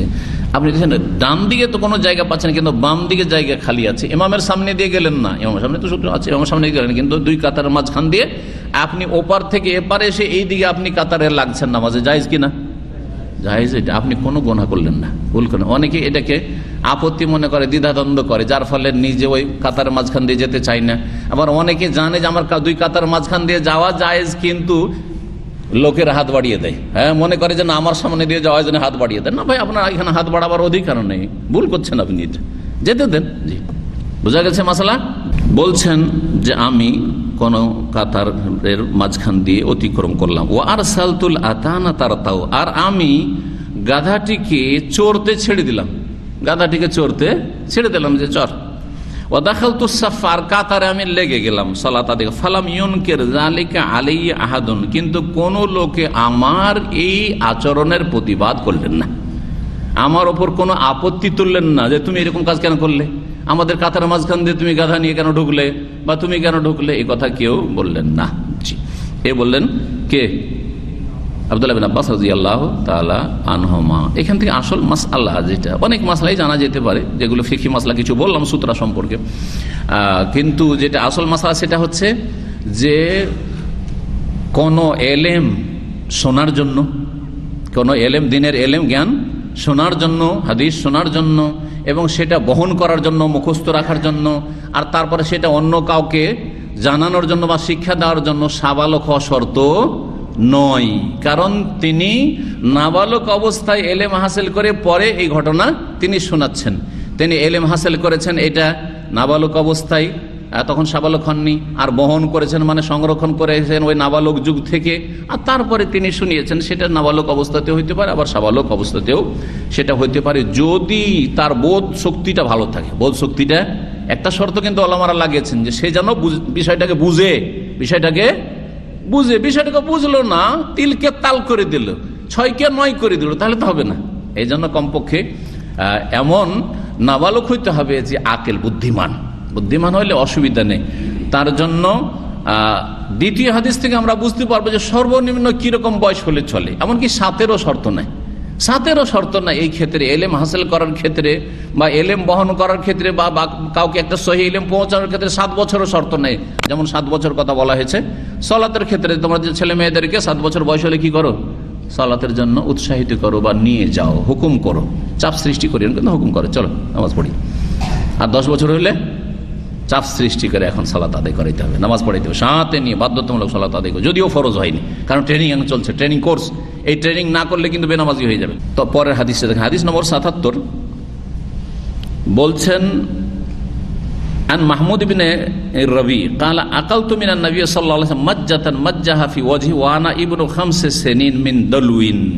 এই মাহমুদ ইবনে রবি একজন সাহাবী, তিনি বলছেন যে আকালতু মিনান নবী সাল্লাল্লাহু আলাইহি ওয়াসাল্লাম, আমি নবী সাল্লাল্লাহু আলাইহি ওয়াসাল্লাম থেকে উপলব্ধি করে মনে রেখেছি, আকল থেকে আমি মনে রেখেছি, স্মরণে রেখেছি, মাজ্জাতান, নবী সাল্লাল্লাহু আলাইহি ওয়াসাল্লামের একটি কুল্লি, মাজ্জাহা ফি ওয়াজহি, যে কুলিটা আমার চেহারাতে তিনি করেছিলেন, ওয়ানা ইবনু 5 সিনিন, তখন আমার বয়স ছিল মাত্র 5 বছর, মিনদালবিন, এক বালতি থেকে, অর্থাৎ রাসূলুল্লাহ সাল্লাল্লাহু আলাইহি ওয়াসাল্লাম এক বালতি থেকে ওযু করছিলেন, আর বালতি থেকে ওযু করে যখন কুলি করলেন, আর এই 5 বছরের ছেলেটার সামনে একটু খেলাধুলা করছে, তখন তার সাথে একটু রসিকতা করে, এবং রাসূলুল্লাহ সাল্লাল্লাহু আলাইহি ওয়াসাল্লামের কুলিতে বরকত, আমার আপনার কুলিতে কিন্তু বরকত নেই।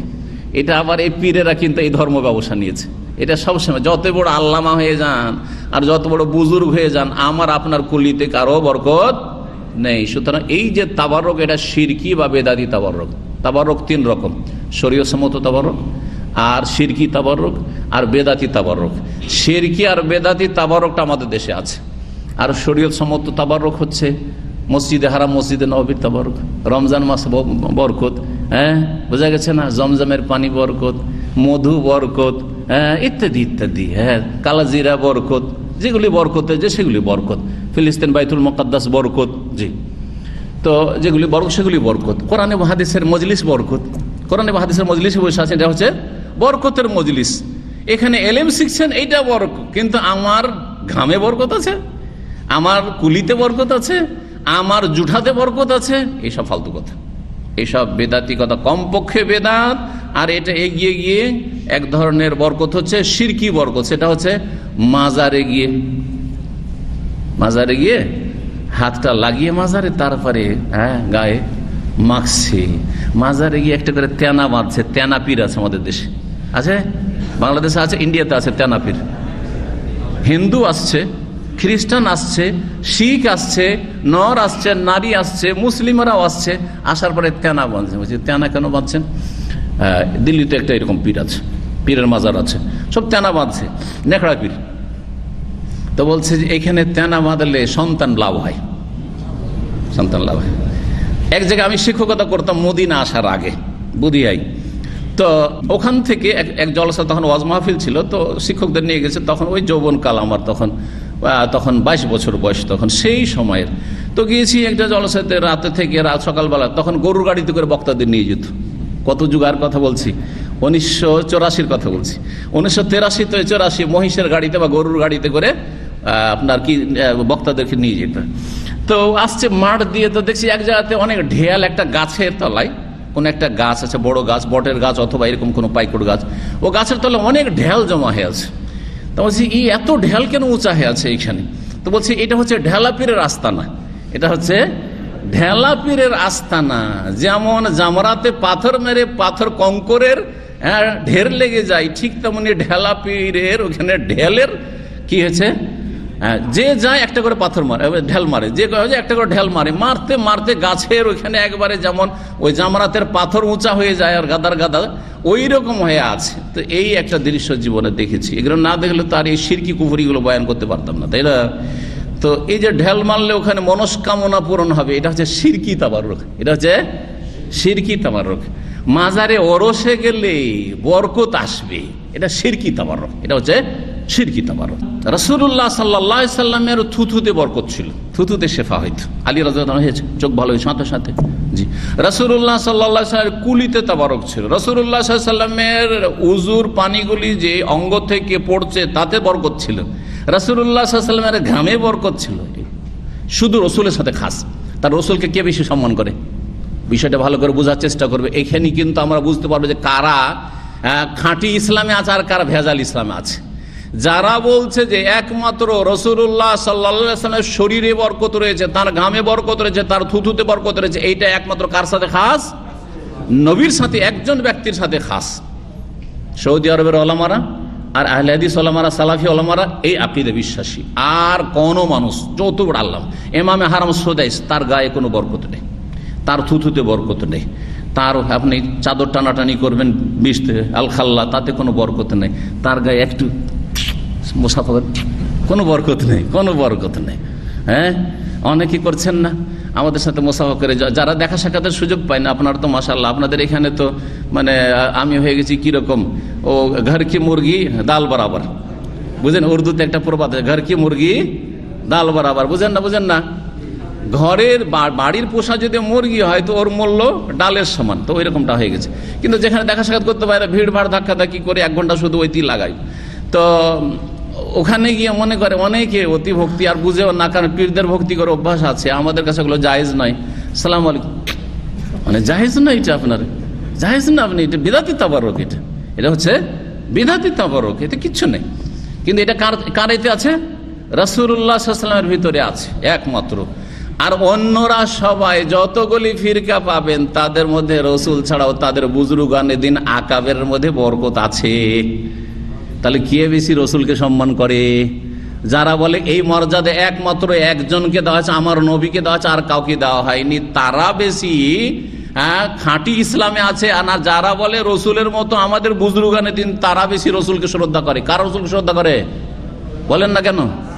যারা বলে যে এই মর্যাদা একমাত্র রসুলের, আর কারো মর্যাদা নয়, এটা আমাদের মর্যাদা নয়, এটা আমাদের শাইখুল হাদিসের মর্যাদা নাই, এটা আল্লামাদের মর্যাদা নাই, এটা মুফতি সাহেবের মর্যাদা নেই, কারো মর্যাদা নাই। হ্যাঁ, যে কথাটা বলছিলাম যে নবী সাল্লাল্লাহু আলাইহি ওয়াসাল্লাম কি করেছিলেন?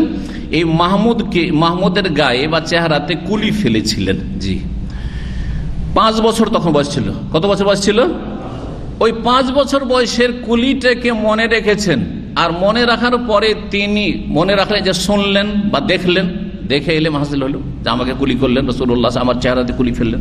আর তারপরে সেটাকে স্মরণে রেখেছে, এটা নাম হচ্ছে তাহাম্মুল, মানে এটাকে বহন করা, এই ইলমটাকে বহন করলেন, ঠিক রাখলেন, সংরক্ষণ। আর তারপরে সেটাকে আদায় করলেন, মানে অন্যদেরকে হাদিসটা জানালেন। না হলে কেউ জানতে পারতো না, না হলে কেউ জানতে পারতো না। তো এইটাকে সাহাবীরা মেনে নিয়েছেন, বা এই হাদিসটাকে মেনে নেবেন না, বলবেন না এত নাবালক ছেলের কথা নেওয়া যায় না, ভুল বলতে পারে। কি বলবেন? যে নেওয়া যাবে, কিন্তু একটা শর্ত লাগে, সেটা হচ্ছে যে সেই 5 বছরের ছেলেটা যাতে করে বুদ্ধিমান হয়, ভালো বিবেক সম্পন্ন জ্ঞানী হয়, যদি সে বিষয়টাকে ভালো করে সংরক্ষণ করে রাখে, মনে রাখে, তাহলে অসুবিধা নেই। 5 বছর বয়সে অনেকে সুন্দর করে একটা মাসলা এখান থেকে জেনে গেছে, আর যাওয়ার পরে ওর আম্মাকে শোনাচ্ছে, ওর ভাই বোনদেরকে শোনাচ্ছে যে আজকে ইসলামিক সেন্টার থেকে মাসলা শুনে আসলাম, হয় না? হতে পারে। জি হ্যাঁ, এই কথা বোঝানোর জন্য ইমাম বুখারী রাহিমাহুল্লাহ এই অধ্যায় কায়েম করেছেন। 19 নম্বর অধ্যায়, বাবুল খুরুজ ফি তালাবিল ইলমি। এই অধ্যায় হচ্ছে এলেম হাসিল করার জন্য বাড়ি থেকে বের হওয়া। এলেম হাসিল করার জন্য বাড়ি থেকে বের হওয়া। এই বের হওয়া চিল্লার বের হওয়া নয়, কারণ চিল্লায় যারা বের হয় তারা এলেম শিখতে বেরোয় না, তারা কি করতে বেরোয়?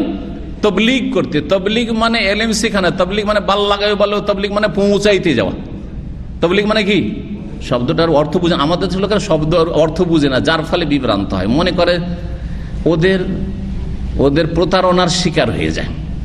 এরা যায় তবলিগের নামে। তবলিগ মানে পৌঁছানো, মানে কাউকে অন্য কিছু শিখেছে যেটা পৌঁছাইতে যাচ্ছে, পৌঁছাইতে মানে ইসলামের প্রচারে যাচ্ছে। তাহলে যেই ব্যক্তি ইসলামের প্রচারে যাবে, পৌঁছাইতে যাবে ইসলামের বাণী, তার কাছে এলেম থাকা লাগবে না? লাগবে না? কিন্তু না, একজন ডাক্তার ছিল, একজন ইঞ্জিনিয়ার ছিল, একজন অফিসার ছিল, আর সে এখন রিটায়ার হয়েছে, এখন ইসলামের তো কিছুই জানেন না, এখন চিল্লাতে নাম লিখিয়েছে, চলে গেল। বলছে কোথায় যাচ্ছে? তবলিগ জামাতে যাচ্ছে, তবলিগে যাচ্ছে। তা আপনি পৌঁছাইতে গেছেন, আপনার কাছে তো কিছুই নেই।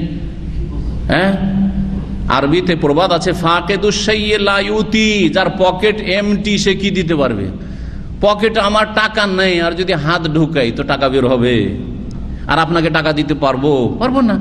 সুতরাং এইটা তাবলীগী নয়। যখন ওদেরকে বলা হয়, আমরা অনেক সময় ওদেরকে বলেছি যে আপনারা যে তবলিগ করতে এসছেন, কিন্তু আপনারা তো এই দেশের ভাষাও বুঝেন না, বিদেশে যারা তবলিগ করতে, আর ভাষা বুঝলেও দেশের মধ্যে আছেন বা বাংলা ভাষাভাষীদের মধ্যে আছেন, বাঙালি মানুষ গেছেন, আপনি ভাষা বুঝেন কিন্তু এলেম নেই আপনার কাছে, আপনি কি পৌঁছাবেন? তখন তারা কি বাহানা করে, বলে আমরা শিখতে এসছি। কি করতে এসছি? শিখতে এসছি। ওখানে কি শিখানো হয়? ফাজাইল আমলের ওই নামাজের পরে পরে 2-4টা কথা পড়ে শোনানো ছাড়া আর কিছু শিখানো হয়? কোনদিন ওখানে ইমানের আরকান কয়টি শিখানো হয়েছে? ইসলামের রুকুন কয়টি শিখানো হয়েছে? সালাতের রুকুন ফরজ কয়টি শিখানো হয়েছে? ওয়াজিবাত কয়টি শিখানো হয়েছে? বিশুদ্ধ সহি সালাত শেখানো হয়েছে? শিরককে শিরক বলানো হয়েছে, বরং নিষেধ আছে, নেগেটিভ বলবেন না। তাবলীগ জামাতের থিওরি হচ্ছে পজিটিভ নেগেটিভ নয়, ইল্লাল্লাহ শুধু লা ইলাহা নয়, শিরককে শিরক বলা যাবে না, বেদাতকে বেদাত বলা যাবে না, শুধু হ্যাঁ বলো, হ্যাঁ বলো, করো। এটা করলে 49 কোটি না নাকি, এটা করলে 5 লক্ষ নাকি, এটা করলে এত লক্ষ, শুধু পজিটিভ ফজিলত বলতে, তাও শুধু ফজিলত, হুকুম হাকামও না, হালাল হারাম জায়েজ না জায়েজ কিচ্ছু না। তাহলে সেখানে কি এলেম শিখবেন? 30 থেকে 35 বছর চিল্লা কাটিয়ে আমার এই দর্শে আলহামদুলিল্লাহ এসে 2 বছর 1 বছর থাকার পরে এসে সামনে এসে বলছে শেখ যা 1 বছর শিখলাম 35 বছরে শিখিয়ে দিই, এরকম বহু লোক আছে। আলহামদুলিল্লাহ রাব্বিল আলামিন, যালিকা ফাদলুল্লাহ ইউতিহি মান ইয়াশা। কথা হচ্ছে এলেম ধোঁকা দেবেন না, যেখানে এলেম আছে সেখানে গিয়ে এলেম শিখুন, অসুবিধা নেই। আপনি সহি আকীদার আলেম যেখানে পাবেন, আপনি সহি কথা কোরআন এবং হাদিসের কথা শিখাচ্ছে, দলিল ভিত্তিক শিখাচ্ছে, যে কোনো জায়গায় শিখেন, এটা হচ্ছে শেখা এলেম। এই এলেমের জন্য বাড়ি থেকে বের হওয়া এটা শরীয়ত সম্মত, এটা যুগে যুগে চলে আসছে। এটা মুসা আলাইহিস সালামও বেরিয়েছেন খেজরের সন্ধানে, আর সাহাবায়ে কেরামরা বেরিয়েছেন, একটা হাদিসের জন্য দামেস্ক গিয়েছেন, একটা হাদিসের জন্য কোথায় কুফা থেকে মদিনা এসেছেন। ইমাম বুখারী রাহিমাহুল্লাহর বাড়ি হচ্ছে কোথায়, বোখারা উজবেকিস্তান, সেখান থেকে এসে বাগদাদে যা এলেম পেলেন, তারপরে দামেস্ক, তারপরে মেসর, এইসব করে মক্কা, মদিনা, হেজাজ, এমনকি ইয়ামানের সানআ পর্যন্ত গেছেন, যেখানে আমরা যেতে পারিনি। যত বড় লম্বা সফর তখনকার আইম্মা কেরাম করেছেন, ইমাম বুখারী আর অন্যান্যরা। স্পেন থেকে অনেক আলেমরা এসেছেন মক্কা মদিনা এলেম শিখতে, স্পেন থেকে এসেছেন দামেস্কে আর বাগদাদে এলেম শিখতে এসেছেন। আর আমরা কোথায় কয়টা লোক হে দাওরা ফারেক হইলে অথবা আলেম ফাজল কামেল করে, আমি কামেল পাস করেছি। জি হ্যাঁ, এলেমের জন্য বের হইতে হবে। এলেমের জন্য মাদ্রাসাতে বেরিয়েছে বাড়ি থেকে। অধিকাংশ যারা ভালো আলেম হয়েছে নিজের বাড়িতে থেকে ভালো আলেম হইতে পারেনি, ছোট থেকে চলে গেছে মাদ্রাসা লেখাপড়া করেছে, তারপরে অনেক দূরে গেছে, দেশের বাইরে গেছে, মদিনা ইউনিভার্সিটি কেউ এসছে, কেউ আর কোনো জায়গায় গেছে। এক কথাই সহি মানহাজের আর সহি আদর্শের এলেম কোরআন সুন্নাহ ভিত্তিক শিখলেই হলো। এর জন্য বের হওয়াটা শরীয়ত সম্মত ভালো কাজ, ফজিলতের কাজ। এর অনেক ফজিলত রয়েছে এবং হাদিসে এসব কথা বর্ণনা করা হয়েছে। হাদিস ওই আগের হাদিসটা মূসা এবং খাজির আলাইহিস সালামের হাদিস, সুতরাং হাদিস আর বেশি অনুবাদ করা দরকার নেই। তবে তার আগে কিছু কথা রয়েছে। বলছেন ওয়ারাহালা জাবের ইবনে আব্দুল্লাহ মাসিরাতা শাহরিন ইলা আব্দুল্লাহ বিন উনাইস ফি হাদিসিন ওয়াহিদ। একবার জাবের বিন আব্দুল্লাহ রাদিয়াল্লাহু তাআলা, প্রখ্যাত সাহাবী রাদিয়াল্লাহু আনহুমা, বাপ বেটা দুজনেই সাহাবী, কিন্তু জাবেরের পিতা আব্দুল্লাহ রাদিয়াল্লাহু তাআলা আনহুমা তিনি ওহদের যুদ্ধে প্রথম শহীদ হয়েছিলেন। জি হ্যাঁ, রাদিয়াল্লাহু তাআলা আনহু ওয়ারদা। বলছেন যে জাবের রাদিয়াল্লাহু তাআলা আনহু তিনি 1 মাসের দূরত্বে সফর করেছিলেন। তিনি কিসের জন্য? এক ওস্তাদের কাছে শুনতে পেলেন, আর এক সাহাবী আব্দুল্লাহ বিন উনাইস, তার কাছে ফি হাদিসিন ওয়াহিদিন, একটি হাদিস আছে, শুধু একটি হাদিস উনি রাসূলুল্লাহ সাল্লাল্লাহু আলাইহি ওয়াসাল্লাম থেকে শুনেছেন, ওইটা অন্য কারো কাছে পাচ্ছি না। একটা হাদিসের জন্য 1 মাস সফর করেছেন উটের পিঠে। আর এখন যদি 2 রিয়াল লাগে তাও আসেন না, সে গাড়ি পায় না, ফিরি এখন গাড়ির ব্যবস্থা করতে হবে। 2 রিয়ালে, একসময় 2 রিয়ালে খোবার যাতায়াত হইতো, আর 3 রিয়ালে সুখবা যাতায়াত হইতো। দাল্লাসানায় 3 রিয়াল ছিল, এখন অনেক 5 রিয়াল হয়ে গেছে, তাই না? অনেক আসছেন না, মানে 5 10 বেড়ে গেছে যুগ। দেখেন একসময় 2 টাকাই ছিল। তারপরও 1 পয়সা খরচ করবেন না, কিন্তু দিনে যদি হিসাব করে দেখেন, চা পানি নাস্তা বুফিয়াতে বন্ধু বান্ধব নিয়ে 20-30 রিয়াল গেছে, অনেকের 50 রিয়াল ডেইলি খরচ হয়, আউট খরচই শুধু হয়। আপনার টেলিফোন বিল আর ইন্টারনেট মাসে কত বলেন একটু? 500 700 800, অনেকের সুবহানাল্লাহ। আর আপনি 4 সপ্তাহ আসবেন, 4 সপ্তাহে 10-10-20 করে যদি ধরেন তো 4-20 80, 100টা রিয়াল না, 100-র নিচে খরচ। এটা বেশি করে বললাম, আমাদের এখানে আসতে তো আবার লাগে না, কারণ সেন্ট্রাল পয়েন্টে আমরা আছি, সিটি সেন্টারে আছি, এখানে যে কোনো জায়গাতে খুব সহজে আসা যায়। জি, আল্লাহ যেন আমাদের আগ্রহ পয়দা করে দেন এবং আমাদের জীবনে বরকত দান করেন। তো হাদিসটা আসছে, সেই হাদিসটাই ওই ইবনে আব্বাস রাদিয়াল্লাহু তাআলা আনহুমা থেকে, আন্নাহু তামারা হুয়া ওয়াল হুর বিন কাইস, দুজনের তর্কের কথা। আর তারপর উবাই বিন কাবের সাথে দেখা হইল, ওই হাদিসটা আসছে। সুতরাং বারবার আর তর্জমা না করেই এখান থেকে যে মাসলা ইস্তেমবাদ করার জন্য হাদিস কেন বারবার নিয়ে আসেন? এক হাদিস থেকে অনেক মাসাইল ইস্তেমবাদ হইতে পারে। এমনও হাদিস আছে যেই হাদিস থেকে শতাধিক মাসাইল ইস্তেমবাদ হয়েছে। বরিরার হাদিস থেকে ইবনে হাজার রহমতুল্লাহ আলাইহি অনেক আইম্মারা 120টার বেশি মাসলা ইস্তেমবাদ করেছেন। ছোট্ট একটি বরিরার হাদিস ঘটনা। তারপরে এই মুসার খাজির আলাইহিস সালাম আকীদা, ইবাদত আর আমল, আখলাকের ক্ষেত্রে, তালাবে ইলমের আদবের ক্ষেত্রে, যে ইলম হাসিল করার ক্ষেত্রে আদব কায়দা, ওস্তাদের আদব কেমন হওয়া উচিত, তালেবে ইলমের কেমন আদব হওয়া উচিত ইত্যাদি। তারপরে ওস্তাদকে প্রশ্ন করা যাবে কি যাবে না ইত্যাদি, এইসব বিষয়ে অনেক মাসাইল এই মুসার খাজিরের আলাইহিস সালামের ঘটনা থেকে আমরা শিখতে পারবো। সেখানে তার মধ্যে একটি হচ্ছে ইলম হাসিল করার জন্য বের হওয়া, বাড়ি থেকে বের হওয়া। মুসা আলাইহিস সালাম যেহেতু বেরিয়েছিলেন, যখন আল্লাহ বলেন যে তোমার চাইতে বেশি জ্ঞানী কেউ আছে, আল্লাহ কিন্তু হুকুম করেননি যাও, তিনি নিজেই বললেন যে কেমন করে যাবো, তাহলে না ওর কাছে যাবো, দেখা করবো তাহলে ওনার কাছে। 20 নম্বর অধ্যায় বাবু ফজলে মান আলেমা ও আল্লাম। এই অধ্যায় হচ্ছে ওই সব লোকদের সম্পর্কে যারা এলেম শিখে এবং শিখায়। তার মানে এলেম শিখে সে হচ্ছে ছাত্র, দিনী এলেমের ছাত্র, এবং যে শিখায় সে হচ্ছে ওস্তাদ। ছাত্র এবং ওস্তাদের যারা দিনী জ্ঞান অর্জন করে বা জ্ঞান দান করে তাদের ফজিলত সম্পর্কে, এই ফজিলত সম্পর্কে অনেক হাদিস রয়েছে। বিশেষ করে যদি কেউ বিস্তারিত জানতে চায় তিরমিজি পড়তে পারে। তিরমিজিতে এলেম এবং আহলুল এলম আলামাদের তালেব এলমে ফজিলত হাদিসগুলো লম্বা লম্বা হাদিস রয়েছে। আবু দাউদেও এইরকম হাদিস রয়েছে। তো এখানে একটি হাদিস নিয়ে আসা হয়েছে, যে হাদিসটি ইমাম বুখারী রাহিমাহুল্লাহ এখানে পেশ করছেন। হাদিস নম্বর 79। হাদিস বর্ণনাকারী হচ্ছেন আবু মুসা আশআরী রাদিয়াল্লাহু তাআলা আনহু আন নবী সাল্লাল্লাহু আলাইহি ওয়াসাল্লাম قال মাসালু মা বাসানিল্লাহু মিনাল হুদা ওয়াল ইলমি কামাসালিল গাইসিল কাসীর আসাবা আরদান ফাকানা মিনহা নাকিয়া। আল হাদিস বলছেন যে নবী করিম সাল্লাল্লাহু আলাইহি ওয়াসাল্লাম বলেছেন, আবু মুসা বলছেন, মাসালু মা বাসানি আল্লাহু বিহি, মাসালু মা বাসানি আল্লাহ মিনাল হুদা ওয়াল ইলম, যা নিয়ে আল্লাহ আমাকে প্রেরণ করেছেন হেদায়াত এবং এলেম। নবীকে নিয়ে যে আল্লাহ প্রেরণ করেছে তা হচ্ছে হেদায়াত মানে সঠিক পথের দিক নির্দেশনা, আর এলেম যে ওয়াহির এলম নিয়ে পাঠিয়েছেন। যে ওয়াহির এলেম এবং হেদায়াতের উদাহরণ হচ্ছে যা নিয়ে আল্লাহ আমাকে প্রেরণ করেছেন। এটা থেকে নেওয়ার ক্ষেত্রে, এই এলেম থেকে উপকৃত হওয়ার ক্ষেত্রে মানুষ 3 ভাগে বিভক্ত। মানুষ কবে বিভক্ত? 3 ভাগে বিভক্ত। এই 3 রকম কথা এখানে বলা হয়েছে, 3 শ্রেণীর মানুষের কথা বলছেন। যে এর দৃষ্টান্ত হচ্ছে বা উপমা হচ্ছে কামাসালিল গাইসিল কাসীর, প্রবল বৃষ্টির মতো, প্রবল বৃষ্টির মতো। তাহলে নবী সাল্লাল্লাহু আলাইহি ওয়াসাল্লাম যে হেদায়েত আর জ্ঞান নিয়ে এসেছেন, দ্বীনের ইলম ওয়াহিল ইলম, সেটা হচ্ছে কিসের মতো? প্রবল বৃষ্টির মতো। প্রবল যখন বৃষ্টি বর্ষণ হয়, আসাবা আরদান, তখন জমি হচ্ছে 3 রকমের, ভূমি হচ্ছে 3 রকমের। এক ধরনের জমিতে সে বৃষ্টিপাত হয়, ফাকানা মিনহা নাকিয়াতান, তার মধ্যে এক ধরনের জমি হচ্ছে যেটা হচ্ছে পরিষ্কার পরিচ্ছন্ন, মানে আবাদযোগ্য, যার মধ্যে পানি টেনে নেওয়ার ক্ষমতা রয়েছে, উর্বর শক্তি রয়েছে। জি, কাবেলাতিল মা, যেটা পানিকে গ্রহণ করে, পানিকে চুষে নিতে পারে।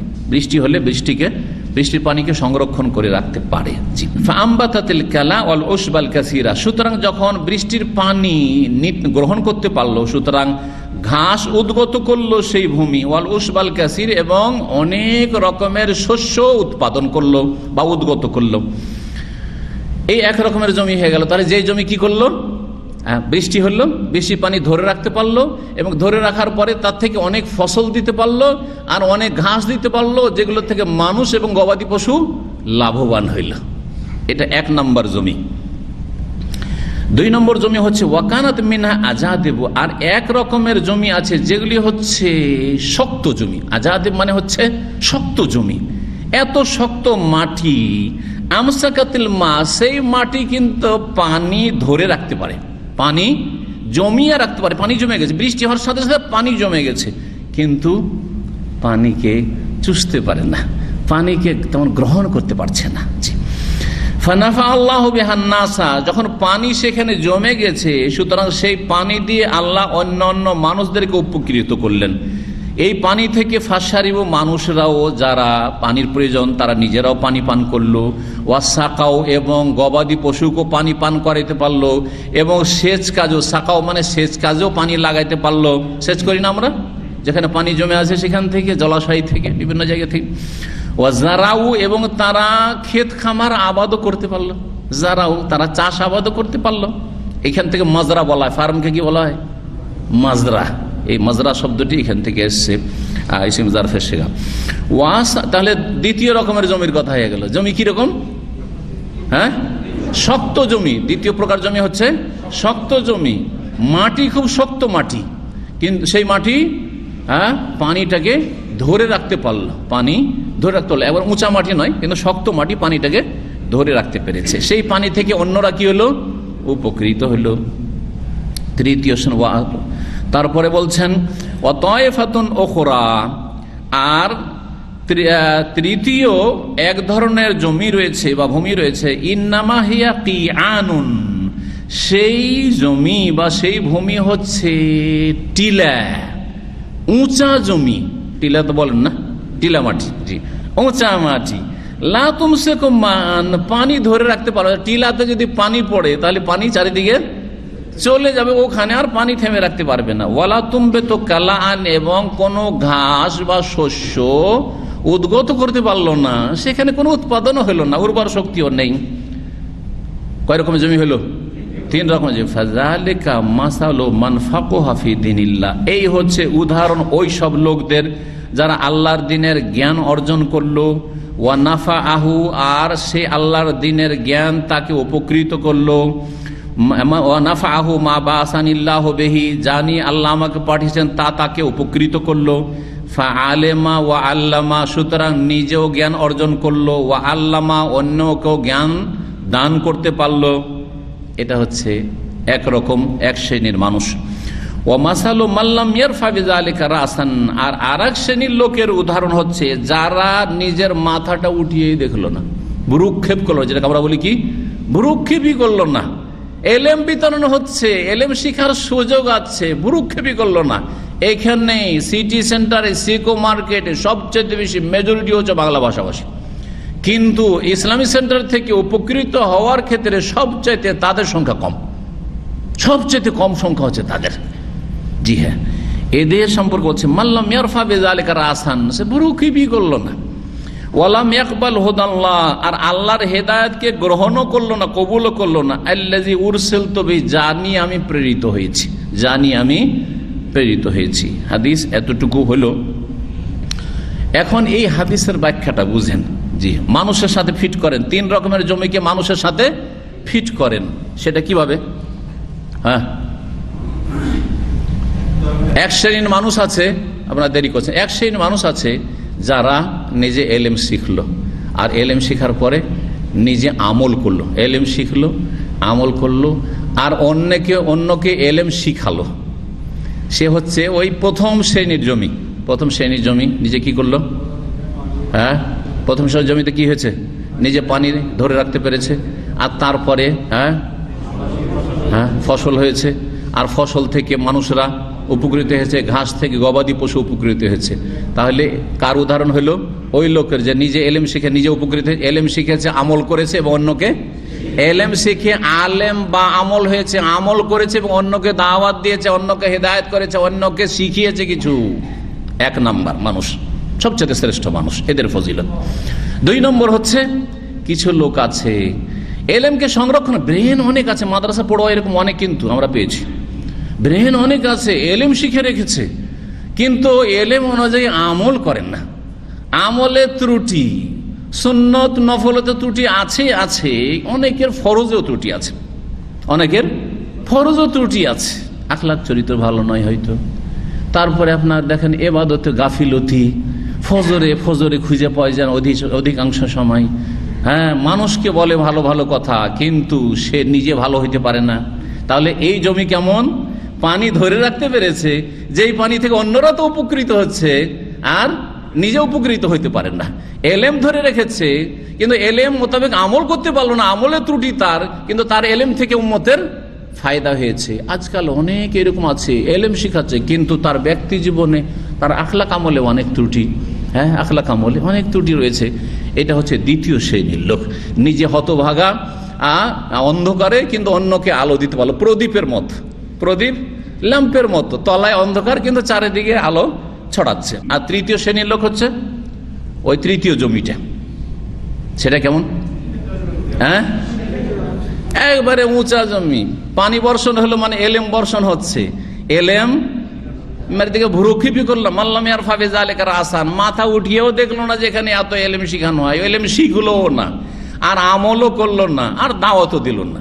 না এলেমে আছে, না আমলে আছে, না দাওয়াতে আছে। সূরা আসর মনে রাখেন। জি, ইল্লাল্লাযীনা আমানু ওয়া আমিলুস সালিহাতি ওয়া তাওয়াসাউ বিল হাক্কি, 3টার কোনোটাই নেই।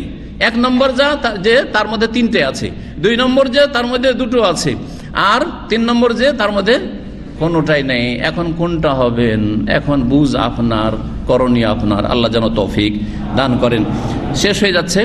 কাল আবু আব্দুল ইমাম আবু আবদুল্লাহ বলছেন, কালা ইসহাক, ইমাম ইসহাক বলেছেন, মানে ইমাম বুখারী রাহমাতুল্লাহ আলাইহি বলছেন, তার ওস্তাদ কিন্তু ইমাম ইসহাক এবং ইমাম আহমদ। ওয়া কানা মিনহা তাইফা কায়ালাতিল মা, ও কাবিলাতিল মার জায়গায়, বায়ের জায়গায় আগের যুগে কিন্তু নোক্তা ছিল না। আগের যুগে যখন কোরআন বা হাদিস লেখা হইতো তখন এই নোক্তা ফোটা ছিল না, আর হরকত জের জবরও ছিল। জের জবর প্রথম হাজ্জাজ বিন ইউসুফ শুরু করিয়েছে, নোক্তাগুলো ওই সময়ের দিয়েই শুরু হয়েছে। তো কত জামাতের জন্য সবাই জানাই কাবেলা পড়বো না কায়েলা পড়বো, কারণ নোক্তাই নেই। এক নোক্তা না, দুই নোক্তা না, তিন নোক্তা না, সা পড়বো, লিখতে তো একই রকম, তাই না? তো আরবরা পড়তে পারতো, কিন্তু অনারবদের মুশকিল হয়ে যাবে দেখে এই সহজ করে, তাহলে দুটো সহজ করা হয়েছে আমাদের জন্য। একটা হচ্ছে নোক্তা দেওয়া, আর একটা হচ্ছে হরকত জের জবর পেশ দেওয়া। কাইয়ালাতিল মা, কাইয়ালাতিল মা যদি পড়া যায় তো তার মানে কি হবে? কা মানে পানি ওপরে উঠে যাওয়া, ইয়ালুহুল মা পানি ওপরে হয়ে যাওয়া। তাহলে ওখানে পানি গ্রহণ করা নাই, পানি তার ওপরে আছে, এটার অর্থ হয়ে যাবে। আর এখানে যখন ওই কা থেকে কাউন থেকে কাউন শব্দটি আসলো, কাউন মানে ইয়ালুহুল মা, তখন আরেকটি শব্দ কোরআনে কারীমে এসেছে কাআন সাফসাফা। ইমাম বুখারীর তরিকা হচ্ছে যে যখনই কোনো কোরআনের একটি আয়াত চলে আসে তখন তার তাফসীর করা শুরু করেন। হ্যাঁ, হাদিসের সাথে সাথে কি করেন? তাফসীর করে দেন, এটা তার ভালো একটা দিক। তো এখানে কান সাফসাফা শব্দটি এসেছে, সুতরাং সাফসাফার অর্থ করছেন কান মানে হচ্ছে আপনার সমতল ভূমি, হ্যাঁ, আর বা উঁচা জমি। আর সাফসাফ মানে হচ্ছে আল মুস্তাবি মিনাল আরদ, কা মানে কোনো কিছুর ওপরে হওয়া, আর সাফসাফান মানে হচ্ছে আল মুস্তাবি মিনাল আরদ, সমতল ভূমি, সমতল ভূমি। তো যখন পৃথিবী ধ্বংস হয়ে যাবে আর তারপরে তখন মানুষকে আল্লাহ আবার পুনরুত্থান করবেন আর হাসরের মাঠে সবাই একত্রিত হবে, তখন কি হয়ে যাবে? কাআন সাফসাফা মানে সমতল ভূমি হবে, আর সবাই সবাইকে দেখতে পাবে, কেউ কারো চোখের আড়ালে হবে না, সবাই সবাইকে দেখতে পাবে। এইরকমটা হবে। ওই আয়াতের তাফসীর এখানে করে দিলেন। এখানে আজকের আলোচনা শেষ করছি। আল্লাহ যেন আমাদেরকে দিনের এলেম দান করেন, আমল করার তৌফিক দান করেন, এবং দিনের কথা অন্যকে শেখাবার তৌফিক দান করেন। আল্লাহ রাব্বুল আমাদেরকে সৎ জীবন যাপনের তৌফিক দান করেন। মুসলিম উম্মার আল্লাহ যেন হেফাজত করেন। ভারতের মুসলিমদের, বার্মার মুসলিমদের, ফিলিস্তিনের মুসলিমদের, সিরিয়ার মুসলিমদের আল্লাহ সবার যেন হেফাজত করেন। আর যারা দুনিয়া থেকে বিদায় নিয়েছেন আল্লাহ তাদের জান্নাতুল ফিরদৌস দান করেন। আল্লাহ তাদেরকে শাহাদাতের মর্যাদা দান করেন। এবং যারা অসুস্থ পীড়িত হয়ে রয়েছেন, যারা আহত হয়ে রয়েছেন আল্লাহ তাদের উপর রহম করেন, তাদেরকে দ্রুত সুস্থ করে দেন। আর জালেমদেরকে আল্লাহ যেন ধ্বংস করে দেন। জালেমদের ঘরে ঘরে আল্লাহ যেন তার কঠোর আযাব নাজিল করেন। সুবহান রাব্বিকা রাব্বিল ইজ্জাতি আম্মা ইয়াসিফুন ওয়া সালামুন আলাল মুরসালিন ওয়ালহামদুলিল্লাহি রাব্বিল আলামিন।